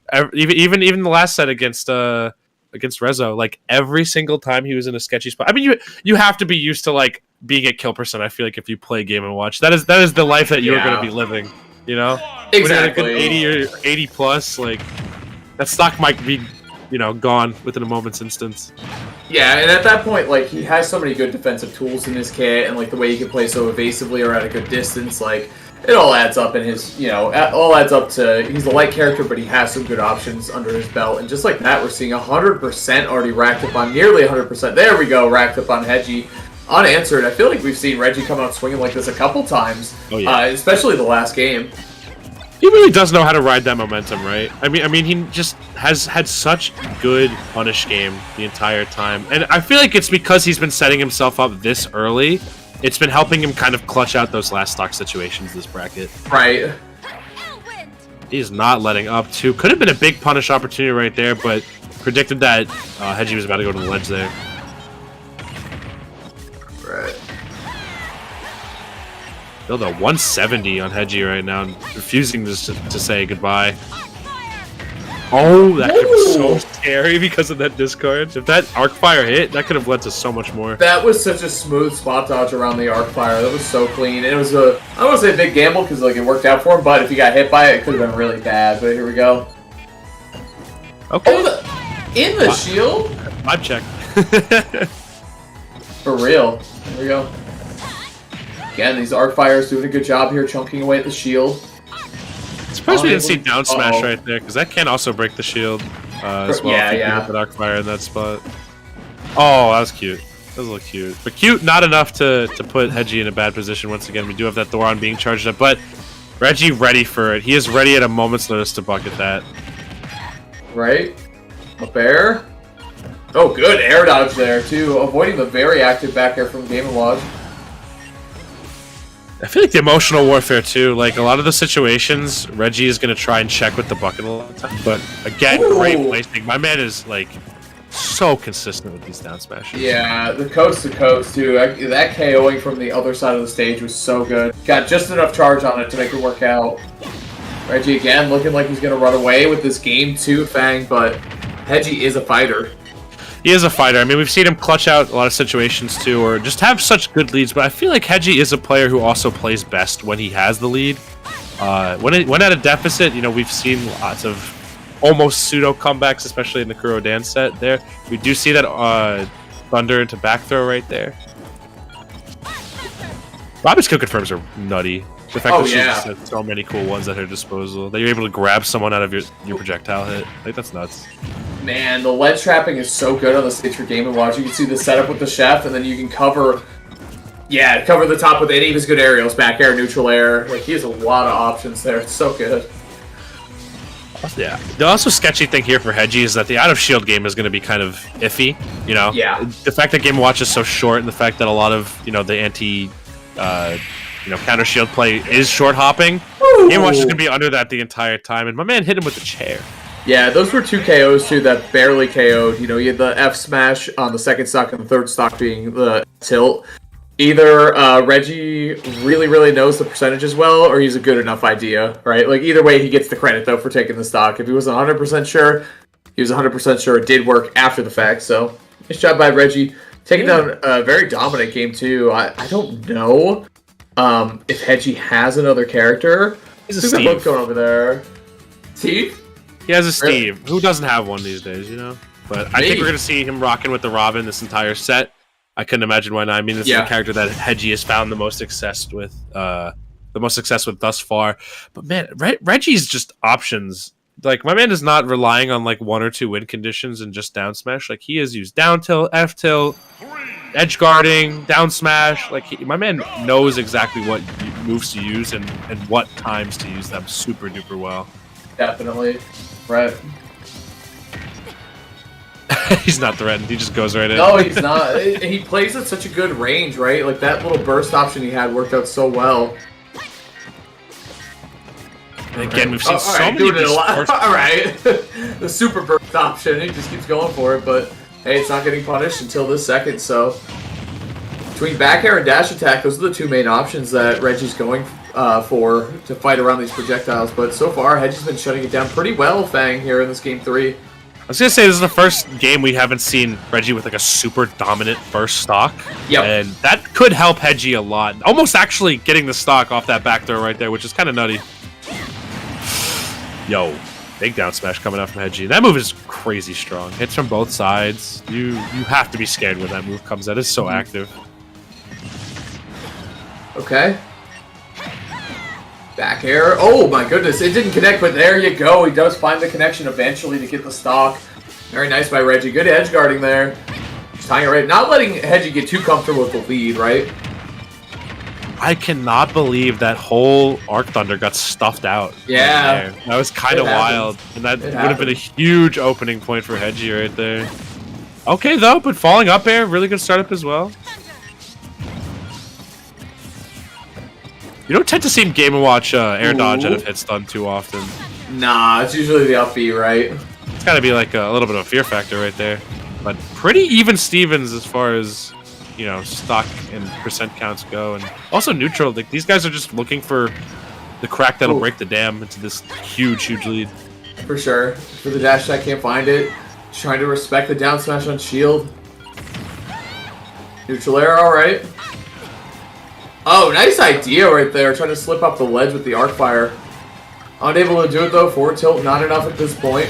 Oh, there, now it is. Nice. At that point on the map, it will do it though for sure. That's Classico coming out of for real, right there.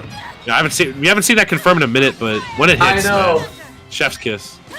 Literally. It is very nice, yeah. The chef's kiss. That's that confirmed there. It would be that into a dash attack, right? Yeah.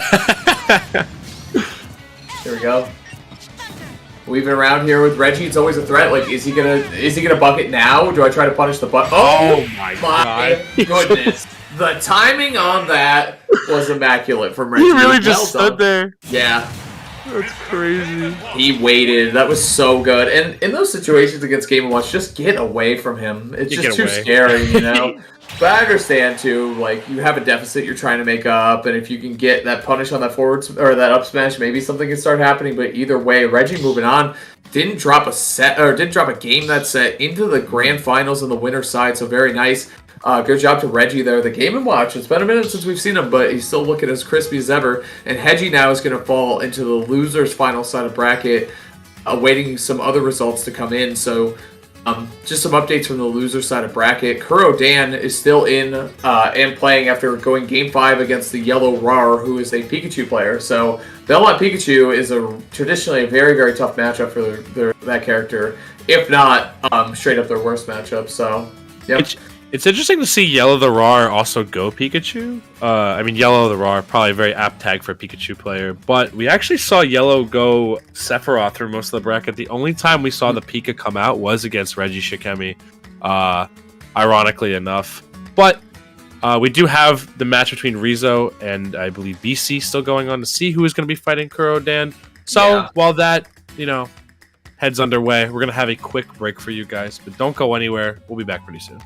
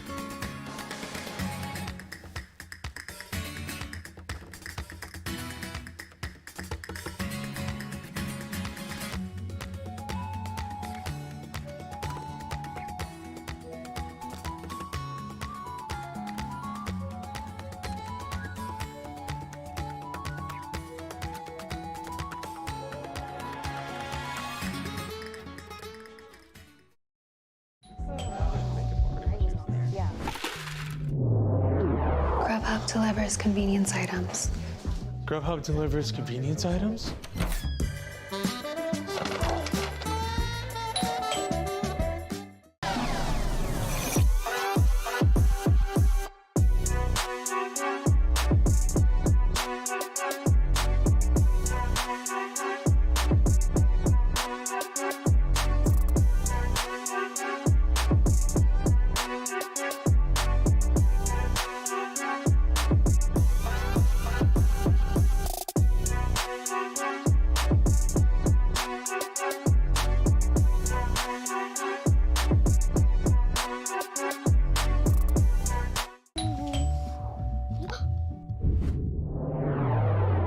Chill. Grubhub delivers convenience items. Grubhub delivers convenience items.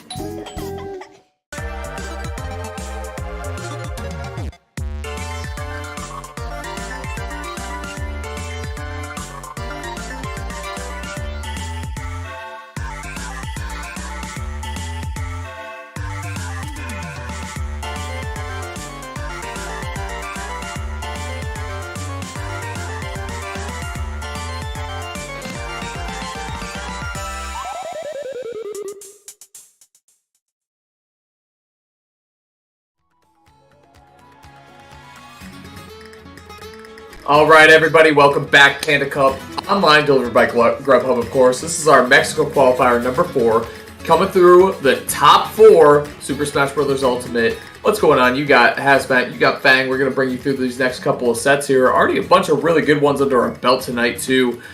We're seeing Reggie on the Game & Watch, Hedgie in Losers Finals on Robin, and then also Kuro Dan, Belmont player, too, in Losers. So we'll be seeing more Kuro Dan coming up here shortly, Fang. But what's going on, man?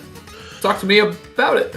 Oh man, I mean, it's just been such a good bracket so far. Honestly, if we've had so many really cool matches that we've casted so far. Honestly, I'm very excited that Kuro Dan is still in this bracket. He was honestly, like, despite it saying 3-0 right there, honestly, a lot of the games were close with Reggie.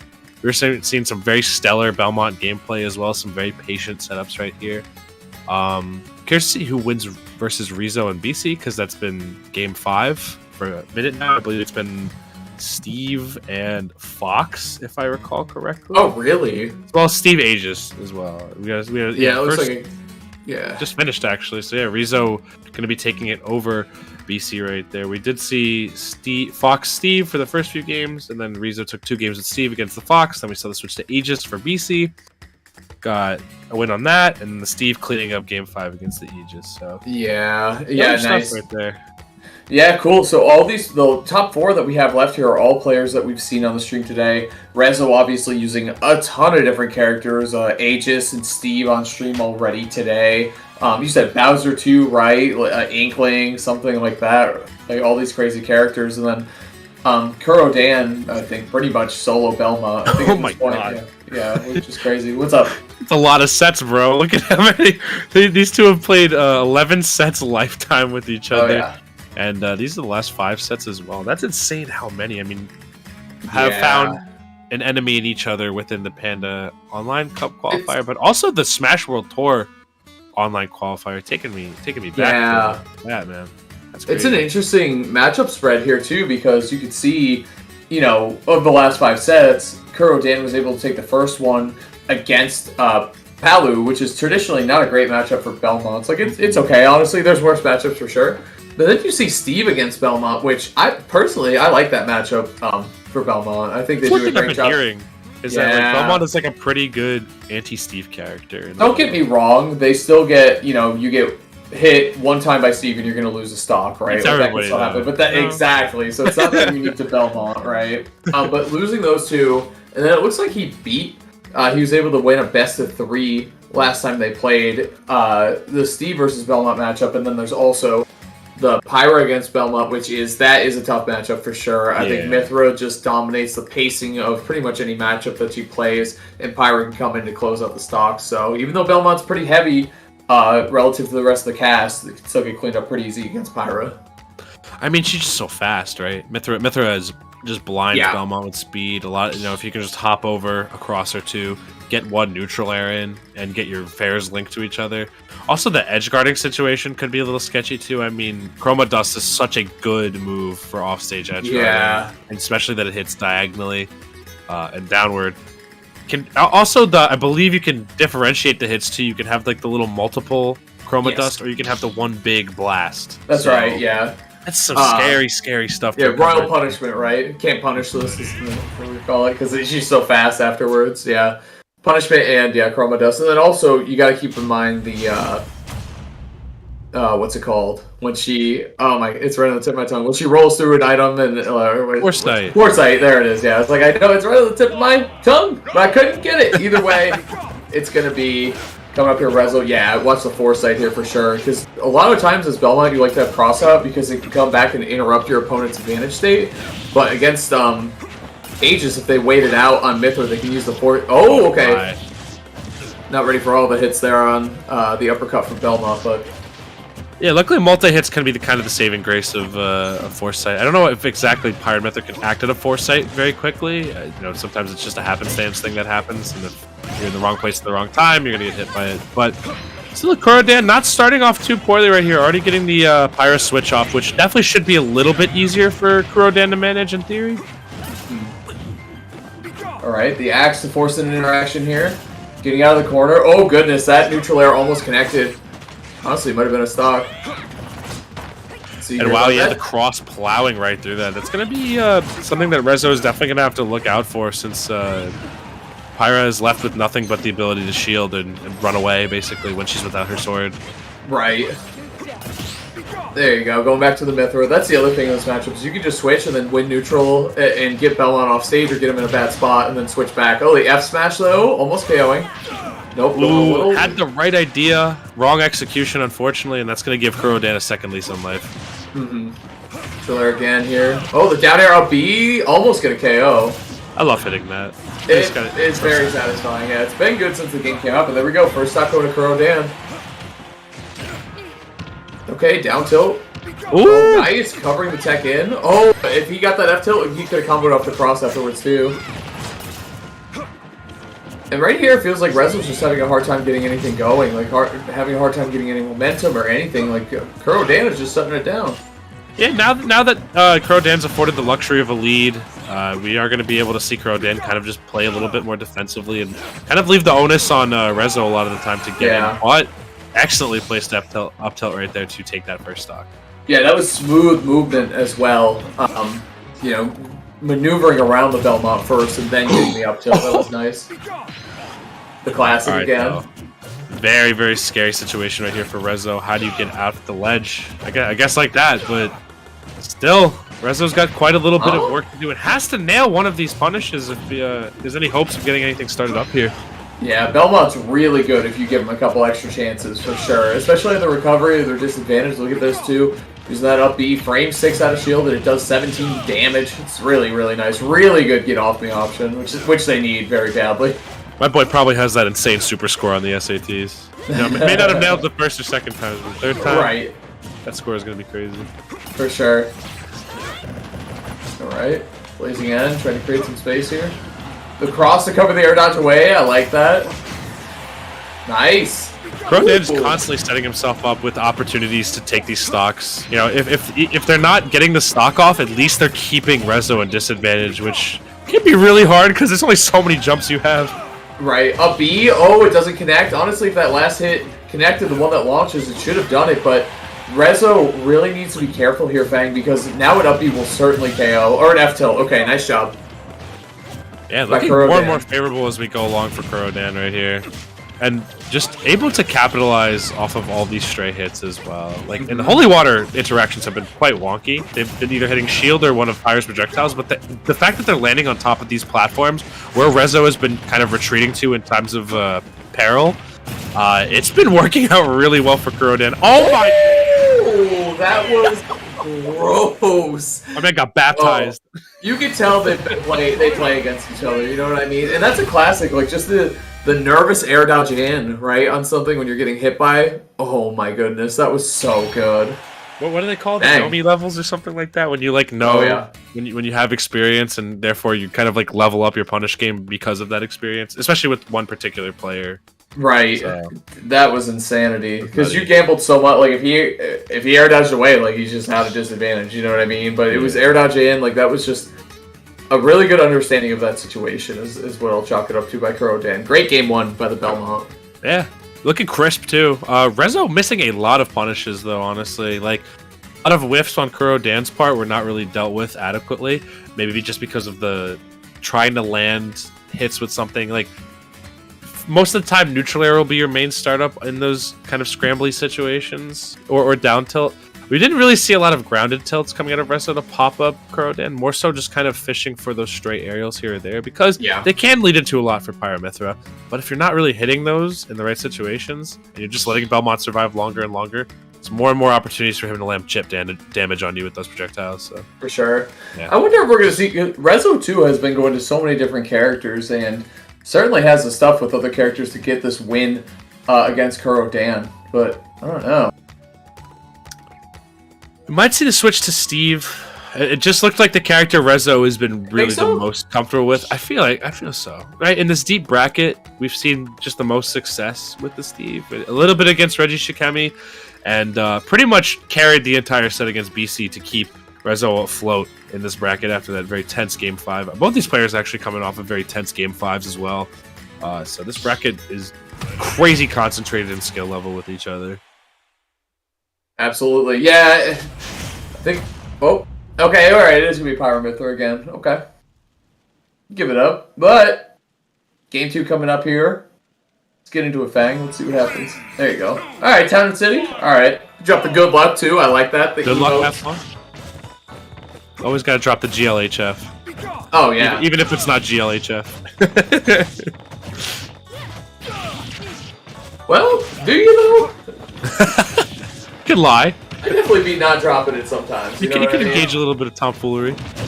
There you go. These are the punishes that we needed to see before from Rezo, especially on those up Bs.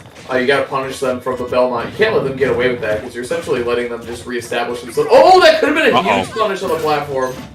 Alright, the Holy Water actually covering very, very nicely right there. But still, Rezo finding finally solid footing this first game. Maybe all that was needed was just a reset in scenery. But so far looking pretty good. Still though, Kurodan not going to be skipping a beat on these follow-ups right here. My man is relentless with the pressure. You know, cannot sleep for a second against Belmont. What was that? That's some crazy stuff right there. Yeah, I didn't want to get ledge trapped by the Holy Water, so...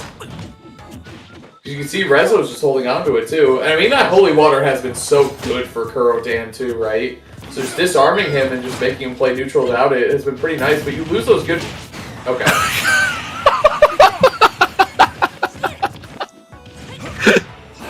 I had the right idea with the use of it, but actually ends up digging their own grave.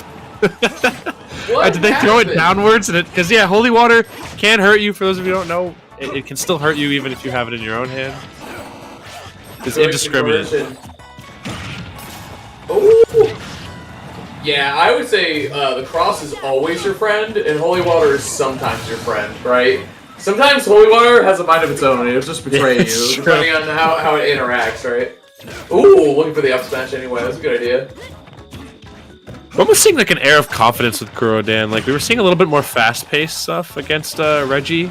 Or rather, against Reggie and Winners, but Kurodan has been taking their sweet time a lot more with these setups and punishes, and just how they've been navigating neutral. We've been seeing a lot more full hops, we've been seeing a lot more trying to footstool off of Rezo's shield on landing. Probably because Kurodan just isn't trying to get their landing caught, because Mithra is really good at catching landings. This is another place where Kurodan is just doing better, is the ledge trapping by a lot. The Pyramithra are good ledge trappers for sure. Oh, the footstool went for it! Oh my goodness! That was clean. I think Rezo's coming to life on that. Well, okay, it worked. That Nair actually almost taking the stock right there. Big F tilt too. This is looking really, really good for Rezo if they could polish off this stock. But man, that must have been like the max range of the whip right there for Kurodan. Yeah. You can see Kurodan is just waiting at the ledge for Rezo to pick an option, then maneuvers around it correctly, which is great. But good response right there, Kurodan. Last stock situation right here, Fang. Yeah, a little bit of an eye for an eye right here, and It's only getting more and more stressful. I feel like Rezo, as you mentioned previously, is starting to come into their own just a little bit, but Kuro Dan's so stable with advantage this entire set. I mean, we've just seen all of these landings getting called out. Yeah, Kuro Dan is firing all cylinders, especially in the offensive. Okay, jab.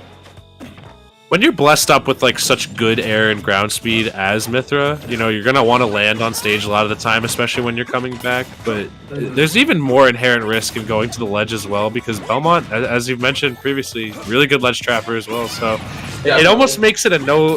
The landing strip is not exactly visible for Rezo most of the time when he's been coming back. Ooh. Good idea by Kuro Dan, almost covering that platform movement, but Rezo sneaking away. But this is getting scary. Just who's gonna find the first crack in each other's neutral pads? I mean, these guys are taking it as carefully as ever. Okay, neutral air. Okay, good reach right there. The extension with the forward air. Again, like go for these big swings at the ledge. With Pirate Mithra, typically you just want to keep it easy. You know what I mean? Like back air, just jab. Like don't do anything too crazy. Like you don't need to be doing these down smashes. I guess down smash might KO though. I don't know what I'm seeing right now, but you know. This is insane. This is like one of those fight scenes in movies where they're just like hitting each other a bunch, but no one's actually getting punched. It's just like blocking everywhere. We're both Italian fang. It's spaghetti, all right? It's a little bit of spaghetti. Okay, you ordered it al dente? What the heck? Forget about it. I'm seeing a whole lot of pasta out here. Forget about it. I forgot about it. All right. And I don't know who's forgetting to hit their punishes right here, because this is just looking like a heaping mess right here. They're as British casters would say, they're making quite a meal of it right now. As we're just not seeing the final blow being dealt, but Kuro Dan seeming to be the one to draw the most blood right now. Yeah. Are you serious? Oh, that's how it ends, right? I did not see that coming. I'll be honest with you. My man bet it on red right there. I'm surprised the up B didn't connect, but, you know, even though it didn't, you still got the big punish on the other side. Nice job by Kuro Dan, an F smash to take it down. Brings me back to... Go ahead. A powerful man in a gi once said, you're just one fish short. No, I thought you were going to say predictable. So I don't know why I was thinking of that. Predictable. Well, that's a geese. That is, yeah, exactly. But I think that the up B was just slightly out of range right there for Rezo. I feel like he didn't need to put all his chips down on that right there. I don't know if it would have... It may have taken the stock, I feel like right there.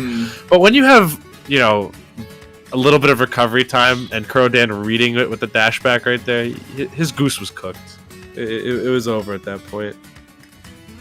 And the pressure, you can tell how antsy they were both getting. Just the spaghetti kept piling up. Like, it was looking like Ratatouille in here with just all the food there.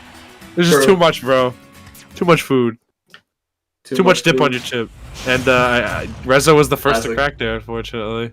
So it happens, man. Oh, okay. Now we're seeing a big change up here. Let's go into the Steve. Big Steve. Good luck, have fun. And I know Kuro Dan has definitely been having some fun so far. Going up fat 2-0, forcing Rezo off the Aegis, which was the last character that Rezo did beat Kuro Dan with the last time they faced off in bracket. These guys are kind of like arch enemies with how many times they fought. Honestly. Definitely. Well, we're going to be playing a whole different style of game here. Oh, I love the idea. Okay. All right, Rezo's trying to fight back. Looking to silence him early for sure. And already a diamond on deck for Rezo. And if he can just keep that in the back pocket for the later stocks and let this first stock, you know, capitalize, we could be seeing some scary situations in the future for Kuro Dan. Oh, down there on the cart? That was really clean, actually. That was really, really good.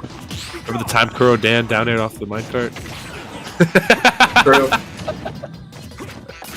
Alright. So, you know a lot more about Belmont than I do. How exactly does Belmont fare against blocks? You know, does it pervade him from a lot of his pressure? So you can do the axes over, like we're seeing from Kuro Dan, but you can also space aerials too and hit them, which is good. But typically you don't mind. You can also go like through them as well, like F smash and stuff. So you have I imagine if he's caught mining in like a bad spot, you can just let that thing whip. Yeah, we'll see what he does around them. But right now it's looking good for Rezo. Oh boy. Oh, what? That could have been scary. I don't know how that exactly stopped the minecart and didn't pick up Kuro Dan. Maybe he just got up at the right time, but that was very, very scary. That was a great down smash too. Up B? Oh, he's facing the wrong way. Dang. Something I like to do in this matchup. Hold on, let's see. when Dan takes a stock, see what he does. Go with these axes, they're easy to react to, but you set up behind them, right? And you can holy water too, but you set up axes or holy water, then you try to approach over, right? Like, that's what I'm talking about. There we go. So at this point, I down air the what's it called? The crafting table, because you can bounce off of it. Ah, it's true. And honestly, the more movement mix-ups you have at your disposal, the better you're looking, but Rezo not really minding this projectile pressure, using it for times to build additional diamonds, get more iron, and man, the resources are looking so good for Rezo right here. That might do it. Ooh. That was really cool. Okay. Hustle away. Good ideas right here. You ever have a BlackBerry before? Like a phone? My man is playing Brick Breaker right now. Oh, okay. I never have, but I do know what you're talking about. Yeah. Like these blocks are kind of just mitigating the pressure. Oh, he's gone. No, what? Are you serious? You gotta be kidding me, man. My goodness, up B. Oh. A down air for the ages, keeping Kurodan in this game right here. Just immaculate stuff. But again, we're back to more of a neutral situation, and we can tell Kurodan feeling very comfortable with just chucking these full screen. You know, Belmont doesn't necessarily have to commit in these situations. I feel like. I mean, you do have to hit Steve eventually, but Kurodan has done a lot with the little openings. Still, though, dude, after that recovery and everything, that's how that stock goes. Oh man, he was escorted out. Yeah. Let me show you the door. Let me show you the door. Yeah. Down there again, up B, too far, too much damage for that to work. Big damage too. Oh, okay, get off me. I guess that will get him out of that situation right here. I was very scared that he was going to get a jab chained off the stage, but great conversion. Not going to take the stock as it's, I believe, not the tipper of the whip. Very unfortunate. Oh my god, that cross saved his bacon. Alright, Kurodan is mashing down air, like, big time. Just going for it all, like, pretty much any time, so he needs to be careful of that. Or it's a sign that Rezo isn't punishing it as hard as he can. But either way, he's definitely pulling the trigger on that move a lot. Kurodan also looking a little more antsy this game, just like you mentioned with both the down airs and also the up Bs. You know, we were seeing a little bit more of a slower pacing against the Aegis, but as soon as the Steve came out, we've seen this man swinging for the fences. Right. Oh, he tried. Okay. The reaction forward smash again from Kurodan. Yeah, and Steve's got so many diamonds. My man uncut gems out here. Way too many diamonds in this man's back pocket. It's so funny that he's parrying these because the parry stun on it is insane because they hit so hard. They have so much knockback and do so much damage. Oh, okay, he was trying. And I love how Rezo's not even bothering trying to use grounded movement, because that is what Belmont thrives a lot off of, too, especially the initial dashes to get a lot of those cross hits. But Powered Minecart being such a fast burst option and good movement tool, it's just letting Rezo get closer and closer to Kurodan. But yeah, like you mentioned before, the blocks are being bounced off of. Yeah, oh, okay, that should do it. Yeah, for sure, for free. Free. Man, despite a down air recovery, that was such a good recovery, honestly. I haven't seen one of those in bracket in a little while, but very clean stuff there. That was deep too, man. Yeah, that was a deep one. Yeah, so Kurodan dropping that game, Rezo on the Steve. We're gonna see what the counterpick stage is. I know Belmont probably wants something like Smashville, so you can stay close to your opponent. Maybe even Battlefield, honestly. Just so that you have that distance a little bit closer to Steve, rather than letting him kind of run away, set up his blocks, etc., etc. I think Battlefield's a good pick, and I think Smashville's a good pick too. I agree. I think the space is just better for there. Also, but again, Kurodan being up 2-1, having good counterpick advantage, like you mentioned beforehand. Very curious to see what adjustments Kurodan is going to make, because it seemed like he was struggling just a little bit harder in that matchup. Right. Also want to give a quick shout out to all my bearded Smash players out there. You didn't see Haz, but me and you were both like stroking our beards, trying to think of. I forget I'm on camera during this thing. And I'm looking at the screen and just like when the cameras are off, I'm full beard stroke mode, like 100%. But I try not to when it's on me. I'm just thinking like. I mean, it is what we're here it to do, man. Smash is the thinking man's game. Yeah. It's one of them, that's for sure. It's one of them. Okay, small Battlefield. All right, fair enough. I'm wondering what I think the platforms will do well to set up Kurodan for a lot of the verticality in terms of punishes right here. Oh my goodness! You see how well he defended the? Oh my god! Kurodan is defending this table. Oh, forward air. Axe. Oh wow! He's feeling himself. He's all over him too. He's just calling out these options perfectly. That almost hit too. He's in his head. Get out of my head, Charles.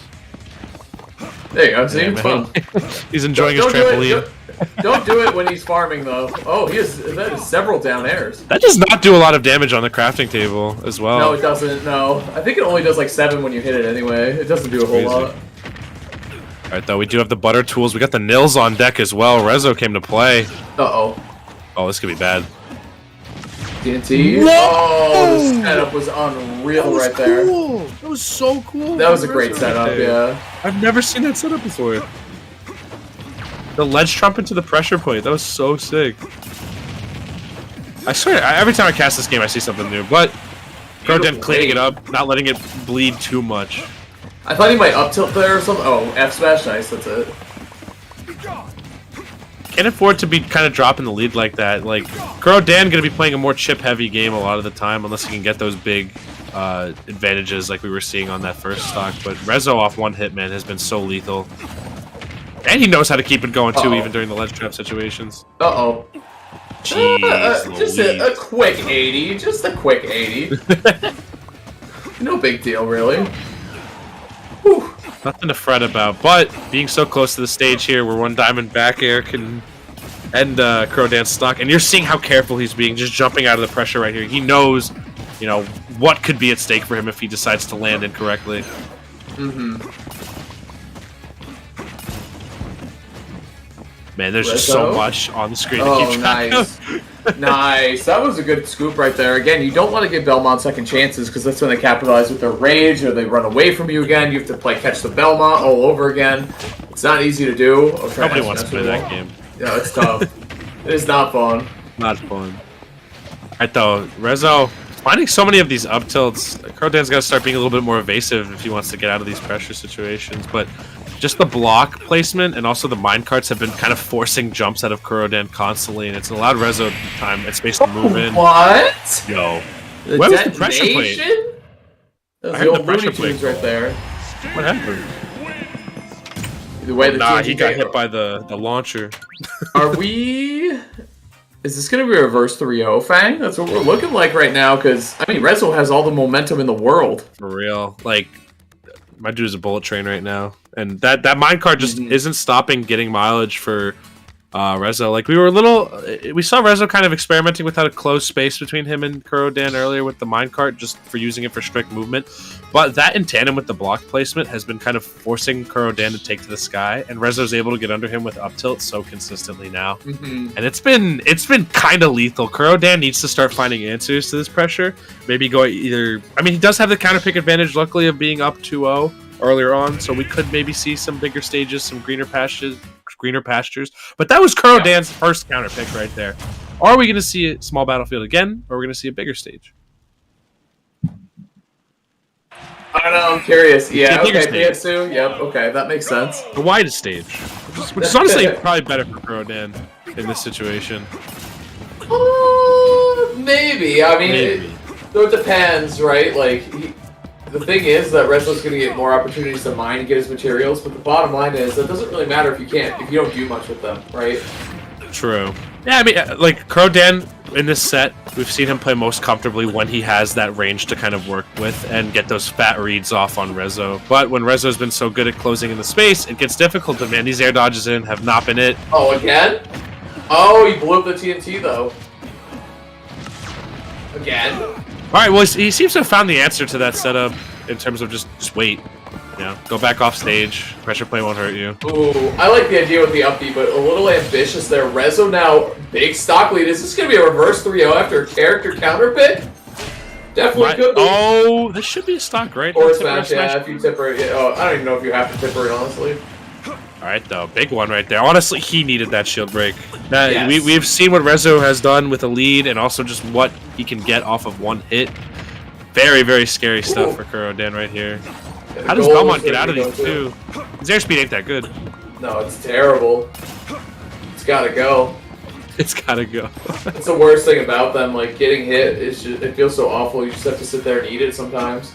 He had better airspeed. I can't imagine how terrifying of a character That's he what would be. everyone said, like, oh, let's buff Belmont by increasing their airspeed. I was like, dude, you're crazy. Like, because it would help their recovery, it would help their combo game. Like, it wouldn't just help them. Oh, charge F smash? Okay, nice. Like, it would just change them in such a fundamentally different way in their weakest area that they would be very good, in my opinion, if that's how they were ever changed. But either way, I think so. It's neither here nor there, but... Alright, though we do see that pickaxe break, so another one has to be crafted, leaving Crodan actually a little bit of opportunity to get that first hit in, but yeah, already a diamond on deck for Rezo. He can run back, go to the table if he needs to. He's kind of playing at this mid-range. Am I going to go to the table? Am I going to craft, or am I going to come at you? Down there, a B? Oh, wow. Almost just barely not KOing. Although we are getting to some dangerous percents for Rezo, he has to be careful of where he decides to mine, as one F-tilt or even F-smash through the blocks could kind of send him packing. Even an aerial, honestly, I think the aerials will also go through the blocks as well, so... Rezo's going to have to be really careful. Instead, getting caught by the holy water. A lot of axes, a lot of downtown action right now. Oh, yeah. Crodan, just everything and the kitchen sink, you know? Gotta put Crodan on the Patriots, bro. Oh, yeah. My man's got a cannon for an arm. Need something, dude. Ooh, that shield is looking so small. Rezo's got to get out of this pressure somehow, but he's going to eat a bear for it. And Crodan making quite the reversal right here. It seems like getting himself more space is seeming to be the answer right here. Like you mentioned before, though Steve does have more opportunity to get his resources, it's all for naught if he can't even use them. That's what I'm saying, because Crodan is happy bouncing back and forth between these platforms. Just doing such a good job playing the evasion game. Look at that, the crafting. If I was Rezo, I would move the crafting table, honestly. I would put it somewhere else so he doesn't have that option of mix the bounce off right there, right? That's true. I would move it. I would put it in the corner somewhere. Ooh, good movement there, though. Or put a block in front of it. You know, like, you can mess with it in different ways. Oof. Good try on the down air, barely not connecting. Man, this is looking scary, though. Rezo now kind of shifting to a more aggressive approach here, just trying to stay on Crodan to make sure he can polish off this stock, but still so much damage taken in the halfway. Good try on the punish right there, parrying the down air, but it doesn't matter. Oh, no punish. I don't know. That might have been it, Fang. That might have been the opportunity. Diamond F Smash definitely would have taken that stock there, and Crodan, like you said, also the more chances you give Belmont, the worse it's gonna be, because you gotta catch them all over again. Axe is coming out. Down tilt 2. Crodan just playing at the right range right here. Parry, okay. And this is where we see Steve struggle a little bit. You know, that mid-range game for him is not his strongest suit. He does have, like, the minecart is a very strong burst option in these situations, but when he's getting fundamentally outranged at a mid-range, there's really not a lot he can do unless he has the resources to kind of mess up the pacing. That's why Steve with the lead is so powerful in matchups like these, but Steve in a deficit in matchups like these is kind of terrifying. Definitely. There are a lot of up B's, the punishes, dash attack, no stock taken yet. This is tough. The thing is, if Rezo's take the stock, he's right into it, though. It's like prime Steve robbery territory. Okay, well, he's gonna go for a little. He's gonna go for a little ride real quick. Maybe. This is scary though. Diamond is still a very potent tool in Rezo's arsenal right now, though. Is getting less and less likely as Crodan is just 1 or 2 tipper hits away. Oh, wait a minute. Uh-oh, hold on. What? Dude, she's so scared. Oh my gosh. Crodan does not want to lose his stock, bro. Air down to through 4 throw? I was going to say that might do it. Hold on. Up B. Oh, the TNT. Oh, it's in there. He's mining away. I like the patience, but look at all the projectiles flying, Fang. Yeah, one axe could kind of seal Rezo's fate right there, but now Rezo finally finding time to get back on stage, trying to find more resources for himself in the name of iron, as minecart may be the only thing that can get him out of these scary situations, but right now we don't have any iron to rely on. Oh! What are you going to cover? Oh, what a landing. Yeah, he didn't get the tipper, though. This is prime Steve territory, honestly. You just got to be careful. Yeah. 50 seconds, don't rush it too much. You got to watch out for the F-tilt back air. And this is the struggle situation for Belmont. If you know those straight hits aren't really going to lead to much off the cross or even the holy water, depending on if the hit is just right or not. So one misstep right here could end things for Crodan, especially with how much range Steve has. No, it's not over. Oh, there you go. That'll do it. That'll do it. Cool. Dude. Sheesh. I'm sweating from that one. Are you I was kidding gonna me? say, bro. Oh my That god. could have gone either way so easily. Oh my goodness. Kuro though, wow, that's a good games, yeah, GG's. They play a lot all the time. Like they play all the time, like we saw. Their set count was very, very high. So Kuro Dan taking that one down, not even letting Steve stop him after taking the first 2 game off of the Aegis, losing 2 to Steve, and then coming back and beating Steve in that final game 5 Fang. So yeah. Good set. The Belmont stays alive, but I love to see it, obviously.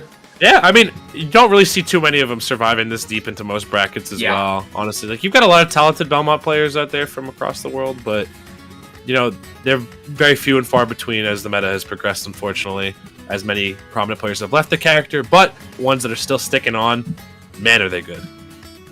Unbelievable. Like we saw, I love the counterplay where he was just kind of camping the middle platform, just going platform to platform, and that crafting table being there, I think, helped him out a lot, too. So really well done to Kuro Dan. He was listening to you. He said, Paz told me to down air, I'm going to down air.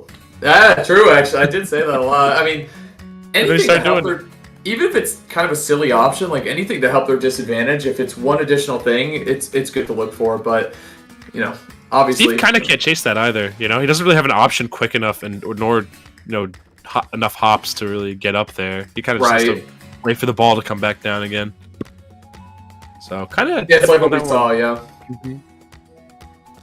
Very true, very true. But and then there were 3 left. Fang. Okay, Hedgie and Kuro Dan are going to play in losers finals. Earlier today, Hedgie took the 3-0, but like we said, it was, hate to say it, but you know, it's kind of like the nice back air. It's like, yeah, it was 3-0, but it was close. Yeah.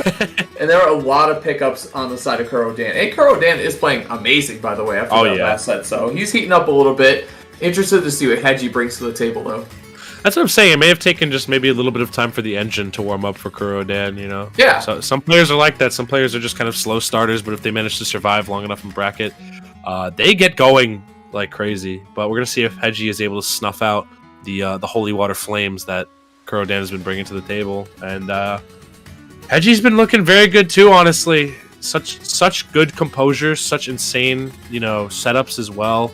A lot of damage output off of one interaction, so Kuro Dan's gonna, you know, there were some very scary situations where Kuro Dan wasn't able to finish his food the last set, so we're gonna see if he can kind of clean that up a little bit, you know, as you get deeper and deeper into this bracket against where the skill level gets astronomically better. You have to tighten up those mistakes. Definitely, yeah.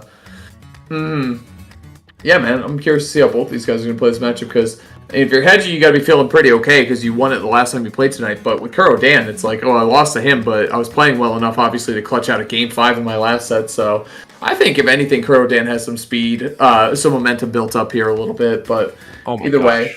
What a bracket's traverse there, too. You've got Inkling, Aegis, Pikachu, and another Aegis. Like, my man has overcome a lot of really scary matchups for Belmont. Funny enough, I think these are all losing matchups except for Robin. Like, for sure, Aegis is losing. For sure, Pikachu is losing. For sure, Inkling is losing. And I'm pretty sure Robin is, like, basically an even matchup, if not slight Belmont. It's insane to see the work Kuro Dan has done this bracket, honestly, because my man looks like he has had to claw 2-1, 2-0, 2-0, 3-2 sets. 2 Game 5s, He has fought tooth and nail to get here. That is insane. Well, players are in the L9 arena. Kuro Dan maybe taking a little bit of a break. He has earned it, but now he is in the arena ready to go. Game 1 starting up here really soon. We got Hedgie against Kuro Dan. Run back from winter semis earlier today. Now, the one thing I think Kuro Dan is going to have to watch out for is those discards. I feel like they were kind of getting him a lot. Just the fact that there's such odd projectiles to deal with, especially against a character with as bad of airspeed as Belmont. Like, Kuro Dan is going to have to make sure his disadvantage is polished. Right. All right. Here we go now. Oh my goodness, these down airs are working for him. And Kuro Dan, recalling the last that they have where the Holy Water tech chases were working out really well. Oh, I think if he F-tilted, it would have... Oh, I think that's supposed to be a down angle fair. Sometimes you get the dare, it feels so bad. It's actually kind of a tight window to hit those, like, especially because you have to do like 30 of them each game. Like, you're bound to mess up 1 or 2. Especially if you're like C-sticking it. Like, that thing can be finicky. But if you know, I'm always curious to see what the layouts players have, because trying to oh no, that's an SD. That's an SD, blunder right there for Kuro Dan. Trying to maintain your aerial momentum and using like the A button is kind of hard. Oh yeah, It's like 2 separate inputs. Someone asked me this weekend how I do the aerials with Belmont. I said, I'm actually not sure. I think I mix it up. Up smash? Yep, that's it. Yep. Yo! Easy confirm on the cross coming back. I love it. It's So always there sick, too. You get SDI up, and then that way, even if the cross hits you, you'll be like, if you're going up or up and in, so that way you're just not going to get hit by the up smash, which is truly just like a straight line. It's very, very hard to hit, but we've seen that tipper KO at like 50%, honestly, without too much charge. It's wild how strong that, as it should be. It's like almost impossible to hit. One of the best things Belmont has going for him in terms of kill power, and just very, very clear mind games going on for Reggie right here. You knew the Thoron was coming. It was loaded up. And managing to hit it, but surprisingly not going to really clean the stock off of... Oh, that's another SD. Oh, no, dude. What the heck? Where's the good man go? You said you can't keep a good man down. Only a good man can do it to himself. SDing twice? What the heck?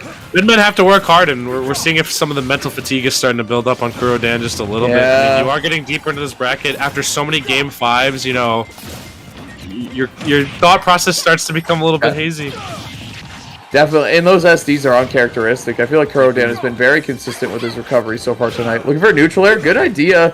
And with the crosshair, he could have gotten a follow-up, but he didn't, so now we're seeing this situation. That's the thing, like, Belmont off stage is actually pretty good. It's just that if you miss, you forfeit that, and you're trying to get up the ledge as them, so usually the gamble isn't worth it. Yeah.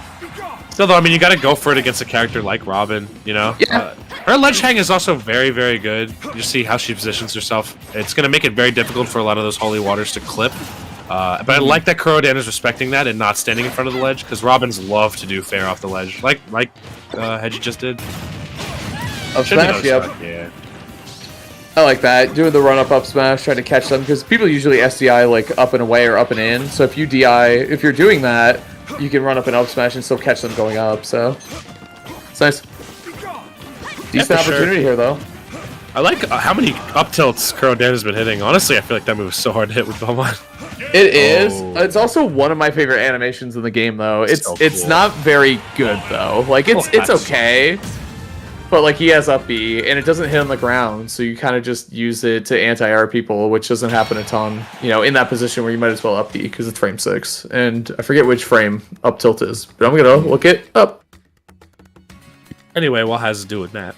After that game 1, I feel like those SDs really bit Kurodan in the behind for a lot of that. I mean, honestly, played on even ground with Hedgie very, very well when neutral was occurring.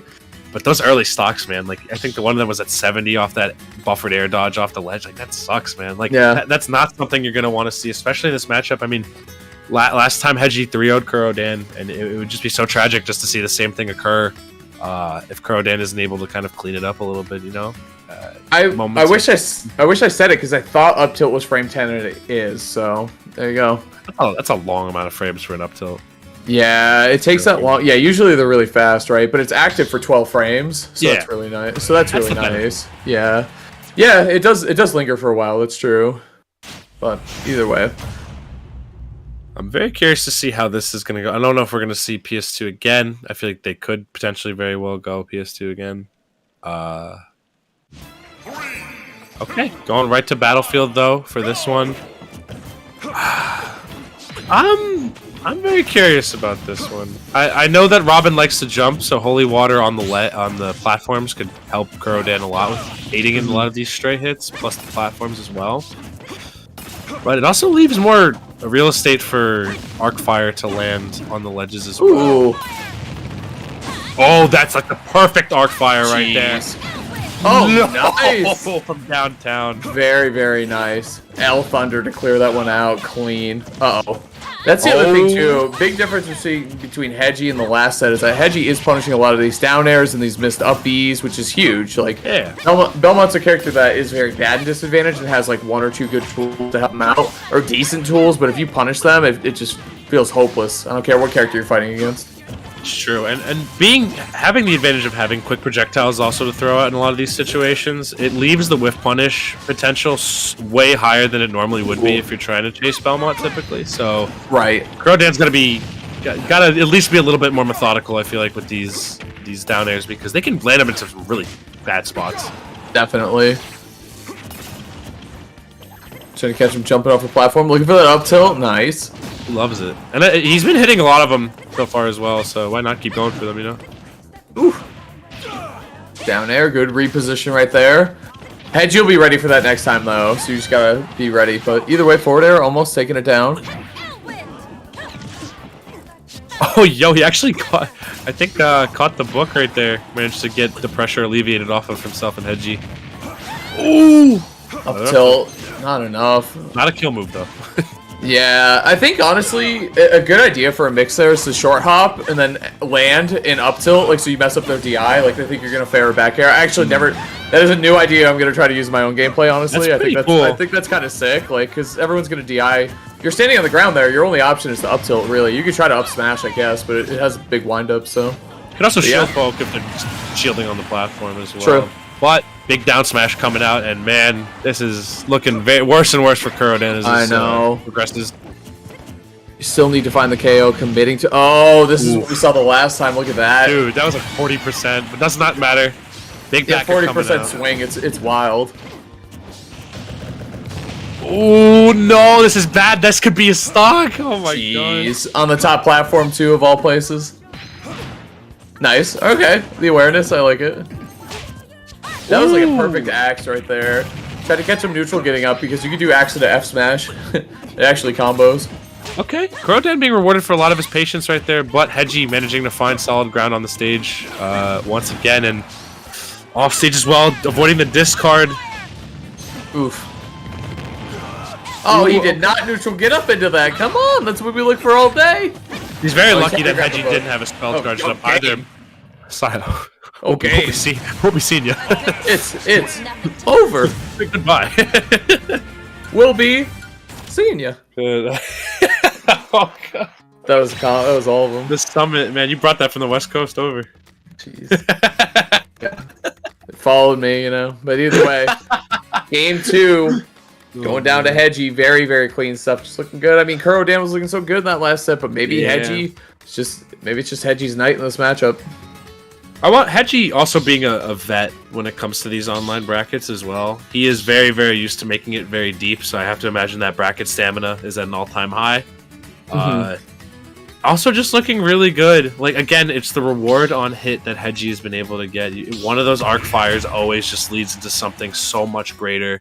As opposed to Kurodan, who's been really just trying to subsist off these stray hits. It's just a tough cut. For sure. Let me see. Well,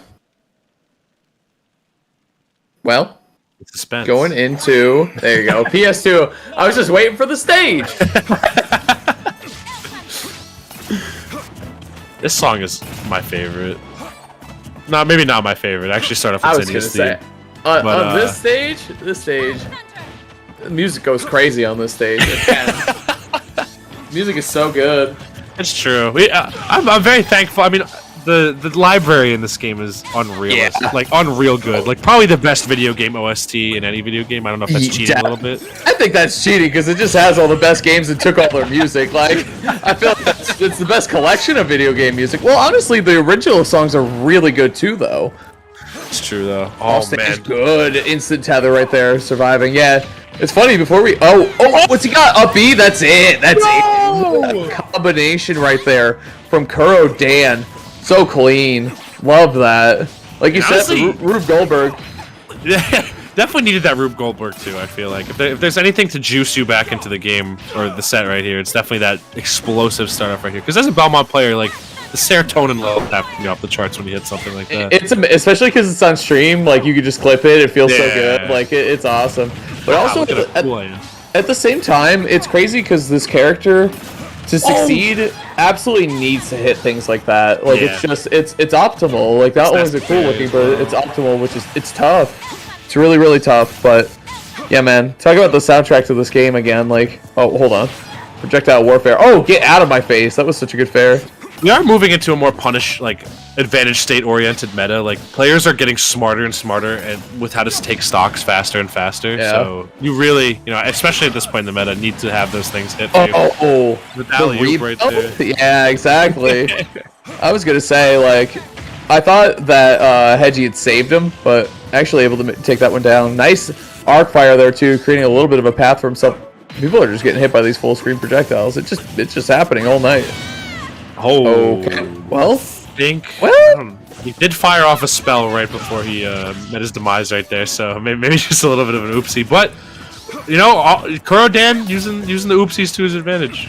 you gotta, especially as Belmont, you're not gonna, no such thing as giving up your stock for free, Oh yeah, and especially when you're on tournament game as well, or rather, losers bracket game for Kurodan right here, because you're one game down. It's gonna be the whole shebang for you, and then Hedgie's gonna be poking his ticket to grands. But this is probably the best game we've seen yet out of Kurodan, and Yeah, it all started with that first stock.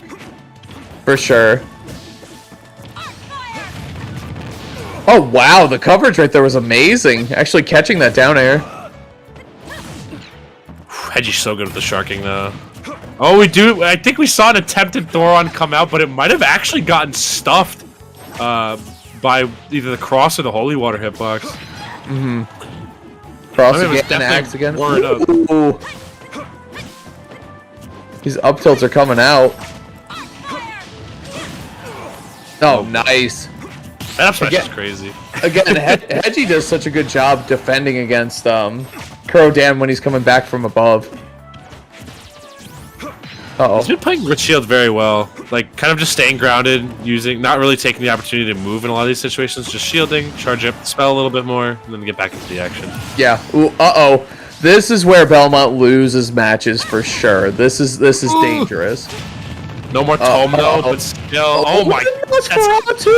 That was so good. You could have gotten a second Nosferatu off there too, honestly, in that situation. Oh, not the axe to the face.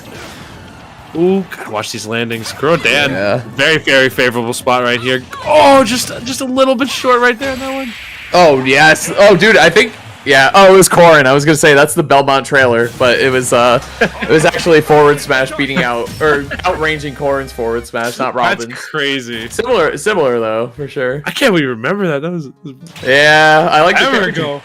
Yeah, I watched their trailer a decent amount too. Like it's just something I like to throw on. Cool trailer, bro. It's my favorite one. Like everyone says Sephiroth, which is obviously like I'm not gonna argue with that. I think it was so good, obviously, but I still think it's Belmont. Like the storytelling, the reveal of the Echo Fighter Richter, like it's just in the boss fight, like it's so good. It is cool. I remember when it first came out, I was about to go on a road trip. I was popping off. I was like, yo, I've never played a Castlevania game before, but this is the coolest thing. Really? Yeah. That's awesome. I'd only played what was I gonna say? I'd only played Symphony of the Night. It's a good one to play. I put that one's a banger. Oh, it's the best. Like it's such a good game. But from there, and since the game, like before Ultimate came out, I played 1, and then I started playing through Rondo of Blood and Dracula X, like all those different ones. And I played all of them now. Like I've really become a fan of the scene. I bought the Game Boy collection actually too on the Switch. I've been playing through those like on flights and stuff. It's really good. Yeah, the games are really fun. Speaking but of anyway, the Switch, you can find the Panda Cup on the Switch as well. If you guys, I don't know if it's still up for today, but if you go on your Switch right now and check the featured tab. oh yeah, I gotta do that. You can see I believe you can see the Panda Cup on there. I'm turning it on. That's pretty crazy. I'm gonna watch. I'm gonna take a look. I hope it's Well, maybe still not the stream, but there's definitely like a trailer for it on there. right. Yeah. Ooh, barely avoiding the F special there. Going to Smashville, definitely a very good and wise pick on Hedgie's part. Just gonna allow him to close that space between him and Kurodan. What I'll say is I think this is Belmont's best stage. Really? Yes. So you have to deal with the projectiles head on. So you're either jumping over them and trying to go through the platform, or you're trying to fight their straightforward cross and holy water head on, right? Not only that, but Vampire Killer covers so much of the stage. Like just their F tilt, their fair, and their back air. Like the distance, you're almost always playing at mid range on the stage. It's like a good way to think about it, right? The same can be said for Robin, though, I feel like, in a way. Yep. You also have to deal with her projectiles head-on. Her aerial game is just even more amplified because, jump is such a very popular option to do, especially when you're about to hit somebody. Uh-huh. And Lamont likes jumping, when he does play those aerials. So maybe a double-edged sword for both characters here. What a snipe right there. That was so good. Here we go. Yeah, I think Robin probably likes this stage too, though. You're right, because again, like you said, she plays good at the mid range. She doesn't have good movement either, which is pretty similar to Belmont. These characters are more alike than I thought. For real. Just in fact of their specials and also the way they kind of require a bit of setup to kind of extend their advantages off of each other. Both kind of aerial movement. Maybe you should pick up Robin, Has. Me? Maybe. Nah, if I got Belmont already, it's over. If you want to be on some Harry Potter business. For sure. Nothing wrong with a little magic being added in, but here we go.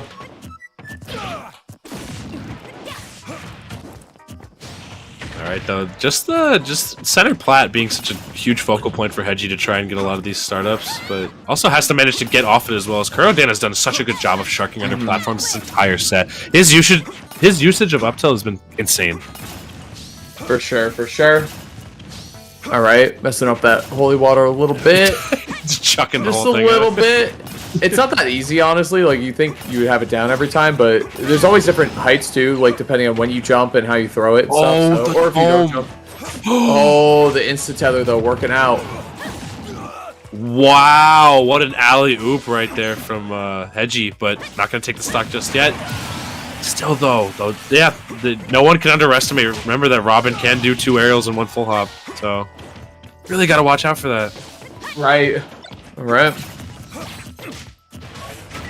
Crow did such a good job last game, too, of just kind of clawing it back. And honestly, not too bad of a job this game. It's just that, given Robin's excellent ledge hang, this ledge trapping has been very, very difficult to pull off. Right. Okay. Let's get out of the corner here. That's the other thing, too. Oh, the up B's going to do it. Very good conversion right there by Kurodan. Clean. That's the other thing is, like, Belmont winning neutral off, like, an F-tilt or something basically puts you on the ledge. So, like, from anywhere on the stage. So, like, the ledges are always there, and they're obviously very good ledge trappers. There you go, see? Now you're in the corner, like, you're just pinned. Oh, big damage, too. Wait. Kurodan? He's holding center stage so well. Is he serious right now? Is he doing it? Man, man on a ledge right now? How do you get off against this guy? He's just holding center stage so well, but all these aerials still coming out. This could be the start of something crazy for Hedgie. Uh-oh. No punish, though. He's been so good in that position all day. Can't find it this time, though. That's a great arc fire. Good distance. Oh, they were both, like, up at the same time. That's pretty funny, actually. Ooh, now Kurodan in a sketchy spot right here. Grab, yep. The fact that can lead into a grab is insane, because you either take the hit and risk getting hit by an aerial, or you take the hit. Up smash? Oh, he's looking for an air dodge in. Like, he's so good at looking for those. He knows when people are scared. This is neck and neck at this point, honestly. The trade, whoa. Oh, nice. no double jump left for Kurodan. Oh, he almost saved him right there. To help him out. And that will be the set. Hedgie going to be launching himself into grands. All it took was that one burn jump right there, Has, for it all to end. Yeah, that's the other part of that stage, right? I said with Belmont, you win with F-tilt or fair, and you know your opponent's at the ledge. The same can be said for you, especially someone like Robin with 11 sword and a little bit of rage. Like, you're just gone. You're just off the stage. So good stuff right there by both players, obviously. Yeah, for real. But, oh man, that's the end of the run right there for my man Kurodan. No. I'm sad. Sometimes good men die young, unfortunately. It's true, actually. True. But before we prep for grands, we do have some excellent messages from the lovely, lovely people over at Grubhub. Guys, if you are feeling peckish or hungry, I have news for you. The Panda Cup is doing a deal with Grubhub right now. If you use code PANDA5 on your first Grubhub order of $15 or more, you can save $5. New diners, just use that code right there. It's going to be wonderful for you. Get your food delivered on time and at the lowest prices. Grubhub will make it right, because that's the Grubhub guarantee. Just remember also, these codes only last for just the month as well. September 30th, you will not be able to use the code PANDA5 anymore. So make sure you get on that if you're looking to. They also do convenience items as well. So if you're looking for some paper towels, some napkins, anything, Grubhub's your guy. True. Well said, Fang. Well said. So, yeah, looking good here, heading through the rest of this bracket. Let's see. Well, and with that, we're going to be going into... That was our losers final, so obviously next is grand finals. Reggie's been waiting patiently in winner's side. just waiting on Game & Watch, and then going to be Hedgie on the Robin looking for a rematch. It was Reggie 3-0 over Hedgie in winners final, so we'll see what Hedgie can do here in Grand, see if we can get the run back. But we're going to go to a quick commercial break before we do that. Stay tuned, Grand Finals is coming up very soon.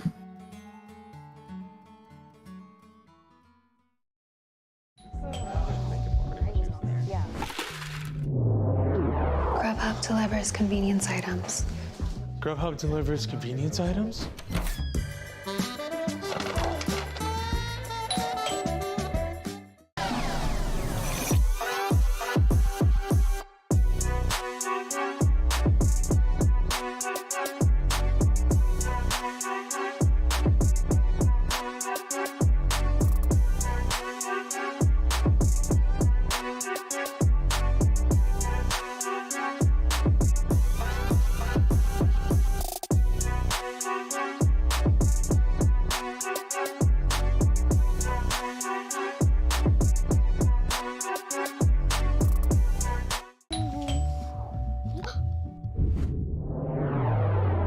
Chill. Grubhub delivers convenience items. Grubhub delivers convenience items.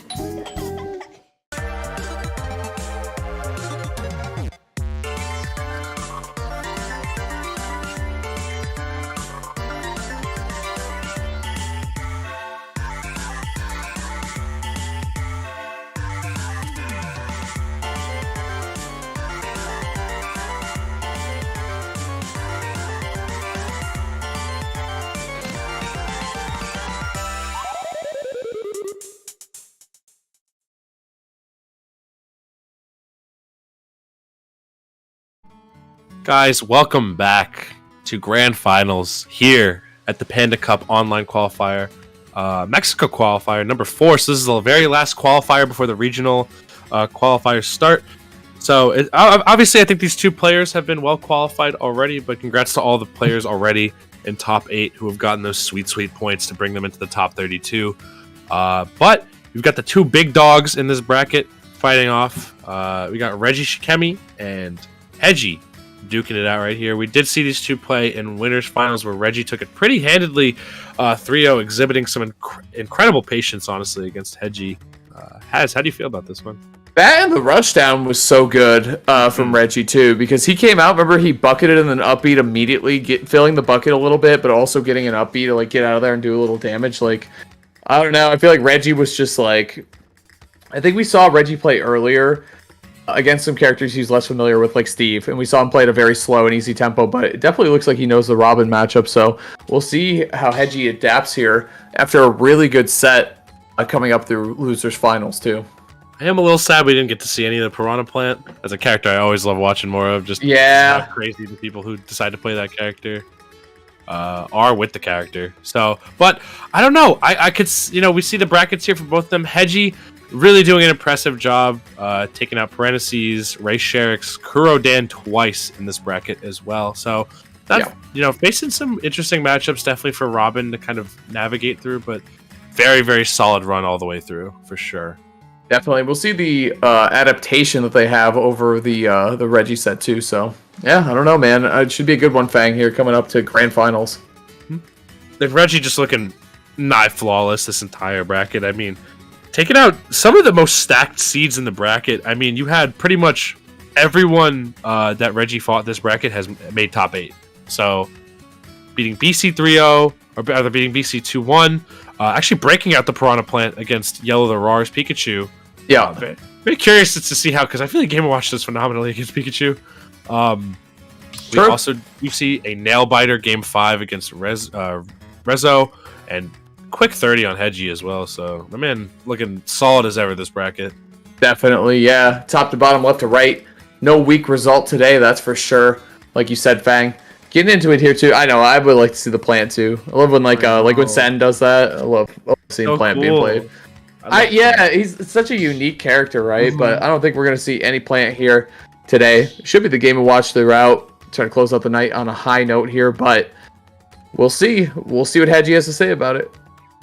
I'm curious too. I mean, Hedgie has to have. Oh yeah, let's go. We got our wish. We got it, Fang. We got it. But is it a blessing for Hedgie maybe potentially? I don't know. Or is Reggie just that confident in that the plant can do some stuff? I mean, both these two have well qualified at this point. If you I did the math, and I feel like if you make top 4 at the very least at any of these qualifiers, you are going to find yourself in the next leg. I don't know if it depends on seeding for the next leg as well. Depending on your point count, I don't know how exactly that's going to be factored out, but I'm pretty sure Reggie, at the end of the night, does have a very solid plant as well, so I'm curious to see what kind of damage this plant can do to Hedgie. Definitely. Already trying to space out with some fairs. Plant and Game & Watch also very different characters, you know? Oh my god, yeah. They're insanely different. Oh, I was going to say, that looked like bad DI to me. Gonna be a stock for sure. Quick KO here. Hedgie saying, put that plant away. Come on. Oh, laps him in percentage too. I love the Nosferatu confirms. So another big advantage that Reggie had in winners when he was playing Game & Watch was that Game & Watch is so short that a lot of the short hops out of Shield game was not going too well for Hedgie. But now the Piranha Plant, character that likes to jump a little bit more, also a little bit taller, those arc fires are going to be hitting a little bit more solidly, and Robin's going to be able to find some more stuff in the CQC air-to-air situations. So. No air dodge, going for a down air. Looking for the setup. Oh, up B. Up B. Oh, not the spot dodge. I thought we were going to see like back throw or something right there, but nah, just opting for the up B right there. Even F tilt, I feel like could do anything, man. Yeah, I think even up smash a really good up throw. I was going to say, I don't think yet. I could try with it. Is town. It is town. That should do it, yeah. Yeah.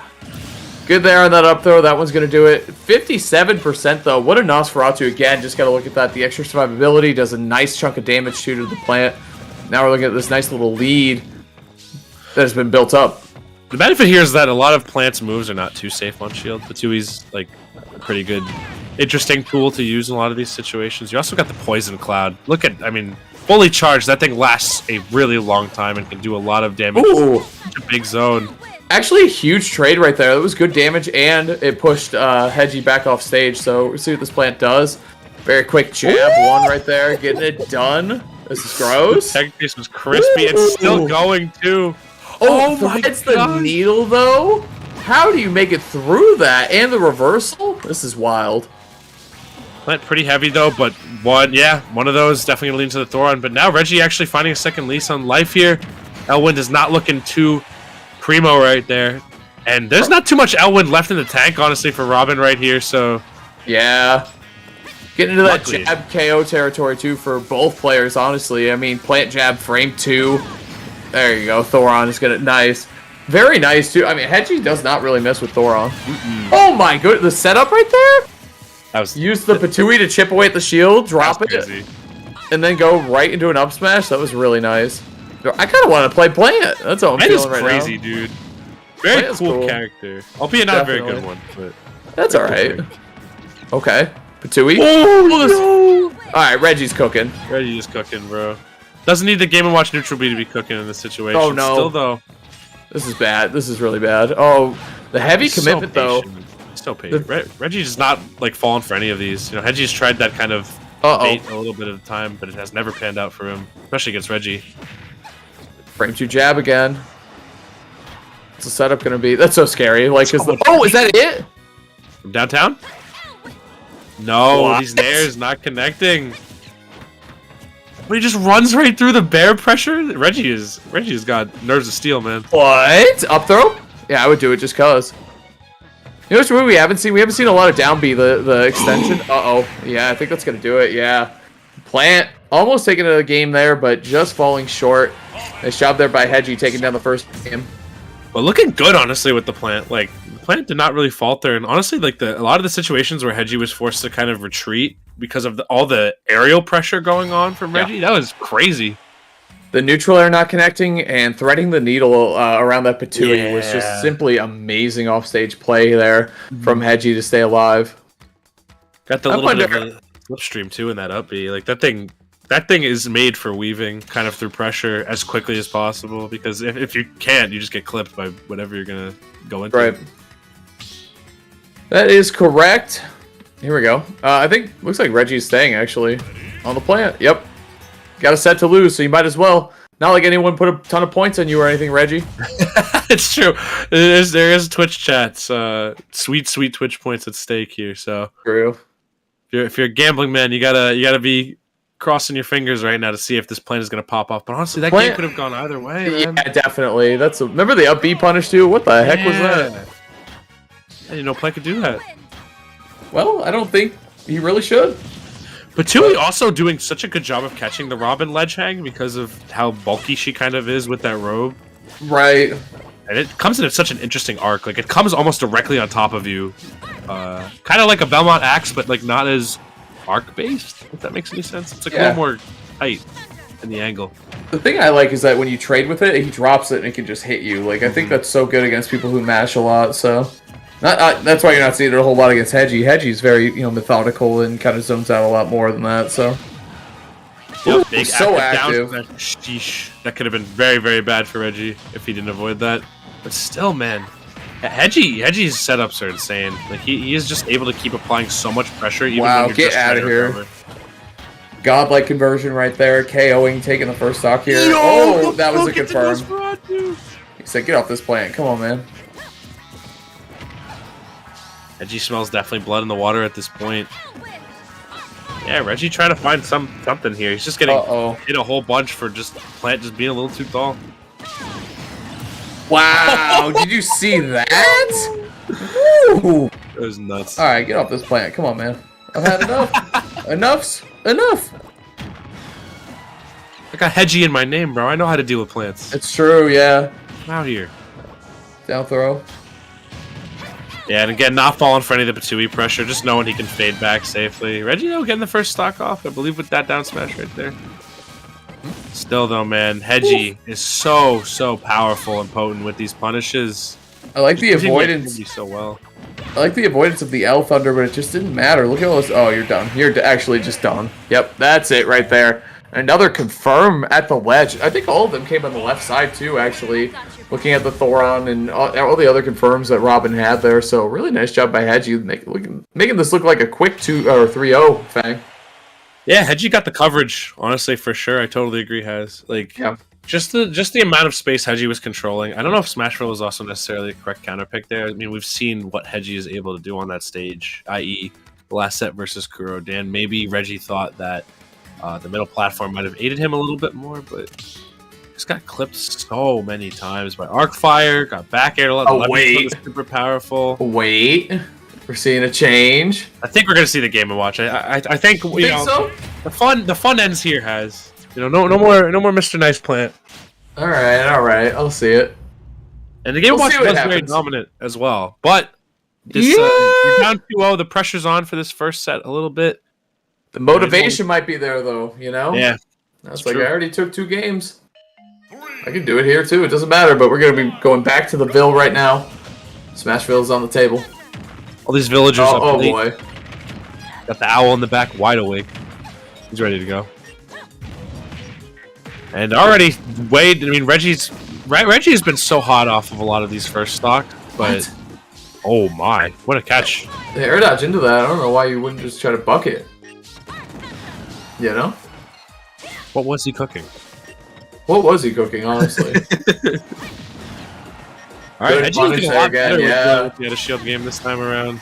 Looking very solid. I think Reggie regrets that plant pick yet? I don't know. Nope, he feels good about it. It's all good. Oh, what? No F smash? Just went right for the down tilt? Uh-oh, he might pay for that. I think you're right. Although these jabs keeping Hedgie at bay right here. Do have the reversal Thoron coming. Might not take the stock, but it's going to allow Hedgie to make it back safely. Ooh, what a roll. He pressed so many buttons right there, and Hedgie just stayed strong in the shield. That was a very clean counterplay by Hedgie, and getting a stock for it off the 1-2-3 fire jab. Yeah, Hedgie feeling a lot more confident, I'd say, after those first 2 games, and just doing a really great job of standing his ground in a lot of these hairy situations. Ooh. How did he know? That was crazy. Hedgie's crushing it right now, honestly. It's cracked. And still the pressure keeps coming, Has. Air dodge? Yeah, you had to. Oh. Should be able to make it back here. Wait. Huh? I don't know how he got back there. Okay, dash attack. Again, oh my goodness, the absolute last hit of that back air, lingering just long enough and getting a KO. Maybe Reggie could take this game down. We might be going on to the next set, though, already, Fang. Oh, goodness. Ooh, okay. Yeah, I can agree with that, honestly. Hedgie looking so much more stabilized in the ground game this time around. You know, not really batting an eye when Reggie's kind of just doing a whole flurry of options in his face, as you were saying before, so yeah, Reggie's gonna have to start being a little bit more patient than Hedgie. No way! Oh my goodness. I think my man has got a single number above 2 this entire bracket. He hasn't. Well, so far from we've seen a 2 and now a 1. It's just getting worse. Casino, bro. I don't know why we're not seeing the bucket here. It's a good question, honestly. I don't know why you wouldn't, you know? It just eliminates options as well. I know you get locked into it and it can be kind of a check as well, but what is the biggest risk for just pulling it out every now and then to kind of make Hedgie second guess it a little bit, you know? Pressure is mounting right now. Yeah, like right there. It's like not even trying it, but forward tilt there. All right, hold on a second. Reggie's talking. Maybe he just doesn't want to get locked down. You do have to absorb it, whatever's coming at you. Hammer? Oh, okay, alright. Alright, he's playing to win now. He was gonna get a 4 anyway.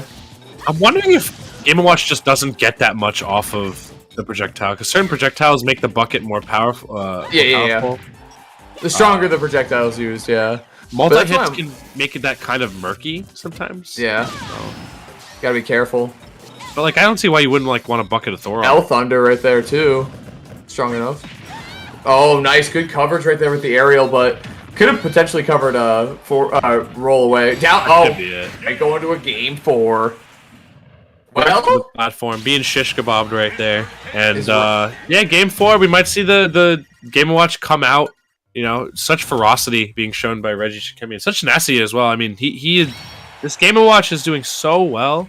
This entire bracket, he's just been staying so patient in a lot of these sketchy situations. We're going to see if Hedgie. We're only going to see if I guess the Game & Watch is going to age like a fine wine, or if Hedgie's going to be able to claw it back. Yeah, I mean that was obviously a really well played final stock there by Reggie to force a game 4. It was looking like we were going to the next set, but now it's like, and Reggie was in an interesting position because he could have just given up that whole set and said, you know what, I'm going to try play it the whole way. If I drop the set, then I'll go Game & Watch. But he did it game 3, and I'm glad he did because it looks like the Game & Watch needed to heat up a little bit. It looks like it might be ready to pop out of the oven and go here in game 4. Maybe take another game, Fang. Who knows? Maybe close out the set right here, right now. No bucket, no problem. As we're seeing right here. True. Yeah, that is also something I'm waiting for. I'm just wondering why. I mean, he seems a lot more comfortable jumping above the projectiles, and I'm, you know, maybe he's waiting for an opportunity for a counter hit with Nair or something like that. Maybe he's waiting for like the pressure to alleviate. But in full screen situations where Hedgie's been a little bit more generous with throwing them out, why not? You know, maybe he just doesn't need it. Maybe he just feels like it. Oh, okay. Check the controller, honestly. What the heck? That arc fire button is broken. Robin the arsonist.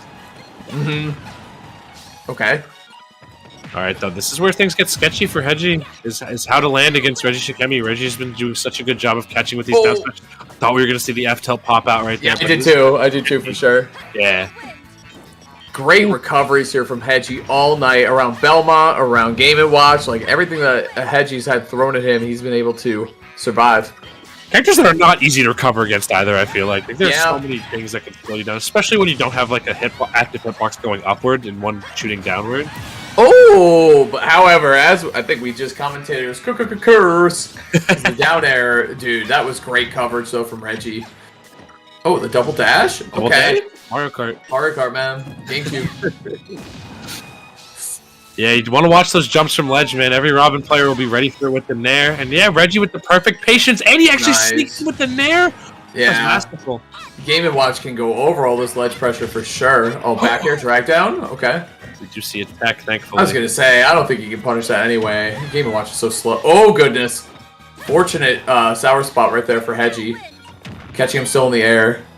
Reggie is locking it in with these anti-airs right here. He is just doing such a good job of following Hedgie's landings and capitalizing. This is getting out of hand, but one way to tie it up right there. Falling aerial, getting the stock off the top. Very nice. And Reggie, Hedgie's gonna need something huge here. Anything to get him out of this situation. I feel like he has almost been a little hesitant to throw out these bigger projectiles just because of the threat of the hammer. Committed to the... Oh, huge. You get anything on a down? I don't know. Extra lease on life right there. Down smash could still potentially take the stock, especially now. Wow. The chase down was real from Reggie, but look at that. Hedgie closing the gap, honestly. Oh, okay. Well, I've seen this before. And yeah, Hedgie just trying to do as much shield pressure as possible to just buy himself time to get that L win back. Nice. And a little bucket action to save himself off stage. That was really clean. Oh, rolls into it. That's going to be a stock, yeah. Gotta be careful around those arc fires. Hold on, Hedgie might be forcing a second set here, Fang. Very well be so. But still though, Reggie's still got a little something to say about it right here. As we're seeing such good advantage already, and I love that really low up air to come out just in case Hedgie decides to jump back in too early. But ooh, this is huge for Hedgie right here. And the frame trap too has, like you saw the fair being air dodge. Goron bucketed. I don't know what that'll do. I think it was 2 hits though. I don't know honestly, but now the bucket's off the table too, which is bad. Oh, that's it. That's it. Wow. Yep, we're going to another set. Well done by Hedgie. That was amazing, honestly. The pressure at the ledge, immaculate. Nice job by Hedgie. Yeah, I mean, you know, probably should have switched up the plant a game earlier. maybe. So what you got to think of now, because now Hedgie's like got something to prove, and now we're going to a second set. And now it's like, did I make a huge mistake here? That's what you got to think about. At the end of the day, you're trying to win. You know, it's true. Even though the bracket, you know, could be just for those points, just to get yourself a little bit further in this Panda Cup, because it is like more of a stamina thing, you know. Like even if you don't win this, there's still if you don't win this qualifier, there's still a potential to win the entire Panda Cup, in a way. That's right. You know, very true. You have to. I don't know what the points will lead up to, but I feel like why not utilize the practice while you can get it? You know, why not just give it your all, especially since there are a lot of strong players entering these brackets as well. Definitely. So, well, see how it goes. Reggie back to the plant? Potentially? Nope. I doubt it. Definitely not. Heck no. I doubt it. Heck no. Yeah. I think we're going to be seeing a lot of gaming and a lot of watching out of Mr. Shikimi. Well, for the rest of this bracket. I expected to see that last set. However, he had different plans. Well, you know what? He was mostly watching. Honestly, a lot of that last set went down to that game 1, because if he had clutched that out instead, who knows where we were, you know? That game 1 was huge, so either way. All right. Big starter on Smashville coming out here. It just seems like Hedgie looked a lot better equipped to kind of trap Reggie on a lot of his landings, and also just keep the ledge trapping going so powerfully. I mean, especially that last stock we saw Reggie have such difficulty getting out of pressure. Mm-hmm. Fading away aerials, though, so strong for Robin. Grab. Okay, no follow-up off the grab, though. Pretty unconventional for Game & Watch. Maybe Reggie just getting a few misses going on here now. That was crispy. The B-reverse arc fire. It's another arc fire top smash. So again, it just takes one arc fire. That is the whole shebang right there for Hedgie. That's what he wants. And we talked about how good the stage could be for Robin too, playing at that nice mid range. But I know that Game & Watches love to extend off that top platform as well. And how do you land as Robin against Game & Watch? Just juggling you like crazy here. Tech, okay. Yeah, down smash. Yep, that's gonna do it right there. Nice job by Reggie, scooping it up. First stock going to him. Pretty much a sitting duck once you get out of that recovery right there. And you're almost wanting to go for more stage spikes against Robin, because if she does get the jump tech off, she's probably not going to be able to snap back to ledge with that up B. Right. So why not go for it, you know? Why not just keep oh my goodness. From the ledge? Luckily not getting that many hits of the Thorog for Reggie. Yeah. Still scary not spot, the front though. hit either, but yeah. Here comes the damage from Game & Watch. Up air so good. Look at the frame traps coming out. How do you land, too? So much pressure. Saying, man. Hedgie keeps finding a way to do it, though, Fang.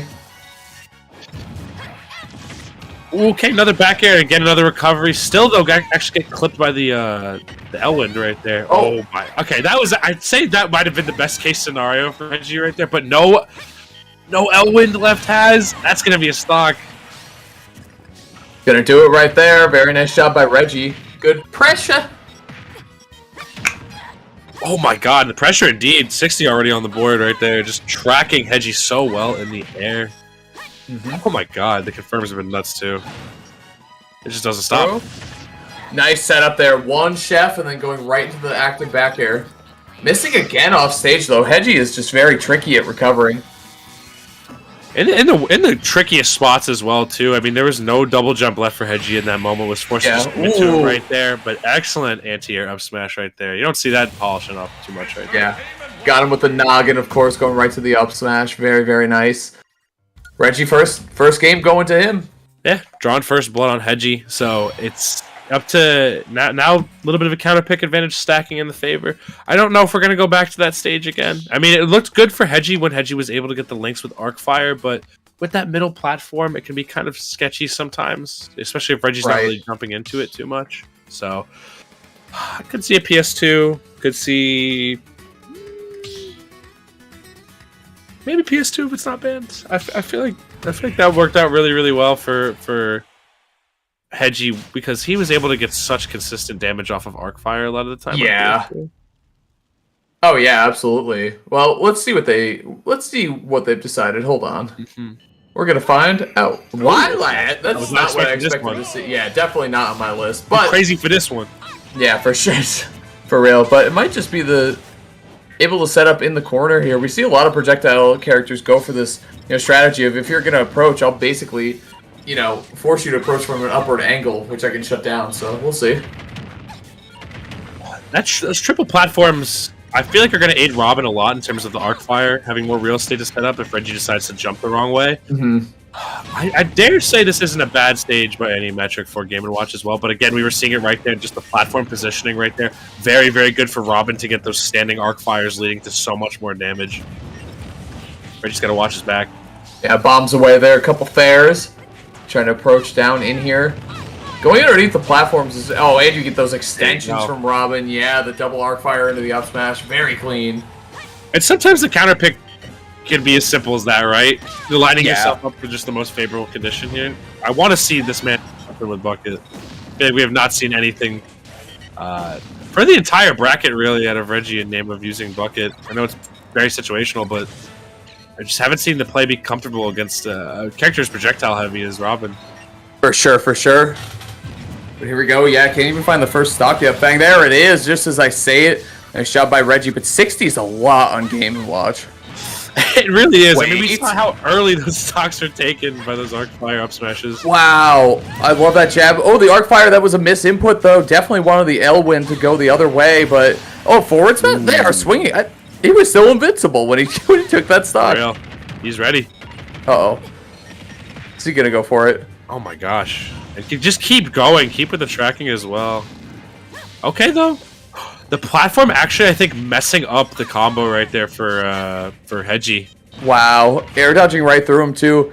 Reggie's been doing a good job moving around these projectiles. Reggie versus Hedgie, by the way. Yeah, no. I was thinking about it the whole time. I was like, yeah.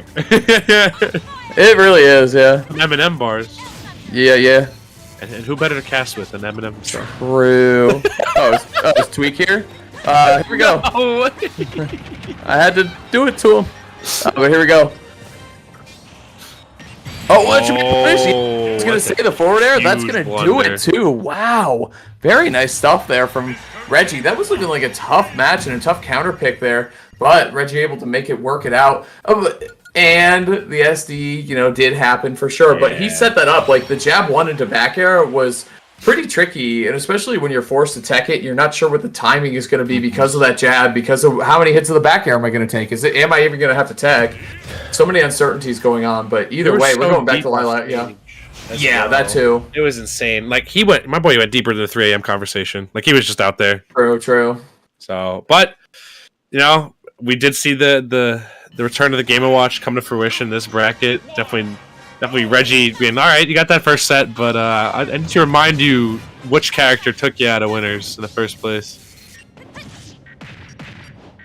What does Hedgie have to do to get back into this as? I think the one thing that Reggie was really punishing, he was getting rolls around predictable projectiles in the last game, right? Rolls are good jump-ins, so you just gotta be careful. Like, this stage is designed very well for your projectiles as Robin, but just if you're predictable with it, they can be punished by Reggie. See how he's moving around this one? That one, though, there's plenty of stage to move around. There you go again. Very nice. I can't believe that didn't KO. Yeah. Sure, truly, I mean, all cliches aside, Robin has a nice bear, bro. Oh, yeah, for Really real. strong. 11 sword, unreal. There it is again. Yeah, talking about it, coast to coast, taking that one down. And, oh my, or seeing, once a Robin starts doing B reverses, they're starting to feel themselves a little bit. Something's going on. Yeah, see, there was the predictable one. It's the double thunder. Oh, just getting punished. I was gonna say that a little bit smash, interesting. Jeez. What an error on. I mean, also just another. I mean, that's how the last game was sealed too. Hedgie really willing to bet it all, or making uncharacteristic decisions. Maybe also misinputs, maybe a factor as well, potentially. Definitely could happen here. Have to get off the ledge again. Thoron just connecting all over the place. Not gonna be Can't just punish well. that. Yeah, can't punish that. Now Not with how from that far distance, that. yeah. All right, we do have the regrab on ledge. What a low nair coming out. Hedgie almost actually gonna clip Reggie Shikemi there. Yeah. But... Okay, dash attack, barely not KOing. This is where, if you can get out of the corner here, this is just tough though. Yeah, that's got the invincibility back, but still lost the stock. All right, though, fresh stock, big stock for Hedgie right here. As long as he doesn't do anything super crazy, this is a really healthy lead to have, especially against Reggie, who has been able to play with his leads so well. Now when the onus is on Game & Watch to approach, Robin, has a lot less work that she has to do. So you gonna go for it? Up there? Alright. It's like, just take the guaranteed 40. Don't try to go for the 9 and then end up getting a 2 and you only got 35%, right? Yeah. I guess when you're down this much, though, like... I know. Sometimes you need that. That would be sick. And it's so frustrating. It's so frustrating as an opponent to get hit by that. But wait a second, Reggie could have just put Hedgie on last stock for this whole tournament. Getting caught with a projectile, though, again, getting a little wild with the invincible. Oh, hold on. This is Game & Watch territory. Cooking. Yeah. Oh, he's cooking. Side B. Oh, I thought that KO'd. I thought that KO'd for sure. Forward smash with the charge. The perfect charge, Fang. That's gonna do it right there. Very nice job to Reggie. 2 come from behind victories in a row there on Lilat. The counter pick actually from Hedgie, so really good job there. Reggie so clutch. I'm telling you, Game & Watch, he could just steal games away sometimes, man. Down smash, forward smash, so strong right at the ledge like that. So he be gaming and you be watching, but yeah, Reggie Shikemi, the champion of this very final Mexico qualifier for the Panda Cup online qualifier. So definitely going to be qualified for the next leg. I think Hedgie's also going to be there as well, so you're definitely going to be seeing more of Hedgie in the future as well. But man, oh man, has honestly really impressive top 8, I got to say. We saw a lot of incredible players that we hadn't heard of before. And also look at this character diversity, man. This is crazy. You had the graphic ready to go, too. Shout out to production for that one. That's sick. Yeah, Reggie and Hedgie, which is funny. Yeah, and I mean, we talk about a lot of tournaments recently have had some really good top 8, versatility. So a lot of character diversity in here. A lot of different styles and types of characters. Belmont getting top 3. Who knew? Who saw that coming today? Not me. That's why I gotta say, like, people saying, "Oh, the meta. I don't like the way the meta is shifting." Man, I feel like the meta is progressing for everybody. Every character. You gotta keep up, yeah. You know? We've even seen people just play matchups so much better, like fighting against Aegis and fighting against Belmont so much better than they did before. Yeah. Like, they're new characters that everyone needs to figure out, not just the people piloting them. So I think we're in a great place here, with Ultimate, and it was a lot of fun casting tonight's top 8 here, Mexico qualifier number 4 for the Panda Club online, of course delivered by Grubhub. So cool stuff, man. Yeah. As I gotta say, it has been a very nice pleasure casting with you this evening. But guys, check out start.gg/Panda Cup. Only a few regions left in terms of qualifiers to register for, so you may potentially, unfortunately, miss the boat on some of them. But for some of you out there, I'm trying to find the last few regions right now. But you have one more qualifier left. There's not much time left, so please, please, please make sure you register for your region's last qualifier if you can. You may be able to get in there last moment and be one of the top 32 from your region to qualify for the regional finale. All right. Very true, very true. All right. Well, this was fun. Like we said, this was great, man. It was a really good time. Thank you to the players and to productions and to chat, of course, for joining us tonight. Another great Panda Cup Online delivered by Grubhub. So thanks, everyone. Hope you had fun. We certainly did. And we'll be seeing you.